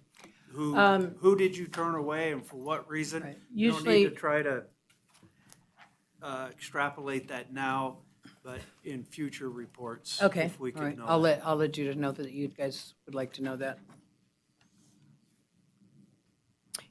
And then Supervisor Giomi? Yeah, I agree with all that. I think it's better for us to have a little, numbers on a page once a year don't have a lot of meaning, so. Okay. Jeannie, it sounds like you're on your way to being able to work with them on that. Do you have an update by chance on your new site? Do you have any information you can share? I don't work, I'm not really in the mix of that, but they are looking at all the kitchen equipment right now, and they're working on contracts. Okay. So that's the only update I have, but again, Judith can give you a lot more next time she's here. Well, I recommend to stay away from elevators because it appears that the parts take 5 months to arrive, Oh, geez. right? I have an elevator On in one of Las yours? Vegas that I'm responsible for. It's been down for 7 months. Oh, wow. 7 months. Unbelievable. So we'll have a building and no elevator. You know what? I'm not so sure that somebody couldn't be a job shop making elevator parts. It's not Let's mechanical. go. They're not mechanical Oh, parts. They're electronic parts. They're, yours is electronic. Ours in the city hall is. There's also a shortage of actual elevator mechanics as well. there is. So, and it pays pretty well, so if anybody's Oh, looking to. where was our guy from this morning? That'll I work. said, what's missing in Carson City? Let's do elevator. You're on that team. Tell Milton to look for elevator for Carson City. Get on that one, Maurice. Thank you. does Thank you it- so much. Do we have a motion to accept the report? So moved. And we have a second, and then, all those in favor? Aye. Any opposed? Hearing none, that passes unanimously. And now we're open for any additional public comment. Jeannie Freeman for the record. I'd like to make a public comment. Carson Tahoe Hospital is doing their 2025 Community Health Needs Assessment. They have a public survey that's available between May 19th and June 30th. Definitely asking for anybody to contribute to that. We will have the information on our website by the beginning part of next week. So if somebody wants to go there to gethealthycarsoncity.org, you can go there and be able to The connect link it is to there it. now, you said? It'll be there by the beginning of next week. Okay. And right now it's on Carson Tahoe's website? It is. It's on carsontahoe.com/CHNA 2025. This was advertised, or well, not advertised, but there was information regarding it in the Nevada Appeal. I guess it was an ad actually, because they had the QR code. Went on there to complete that, very orientated towards mental health, behavioral issues. The survey is available in both English and Spanish as well. Not Italian? No, sir. Very disappointing. Did you want to announce, I don't speak Italian anyway, it doesn't matter, who your deputy director is? Yes, thank you Supervisor Giomi for the reminder. I am incredibly excited that our Deputy Director of our Carson City Health and Human Services will start on Friday, June 13th. Her name is Tennille Chapton. She comes to us. She has many years of experience with the Centers for Disease Control and Prevention, working immunization. She has worked for the state of Idaho in their health department as well as local health departments. And she is an absolutely dynamic individual. So we are she's been working for the CDC as a senior advisor, and she was not part of the reduction in force. So this is a choice for her. This is not something that she was left and with no options. So I want to make that very clear. And so it's nice to feel like we are chosen, to have somebody that you choose and they want to choose you back. So she will be joining us starting on the 13th of June. Great. So with that, I will adjourn the meeting. Thank you, everyone. Meeting.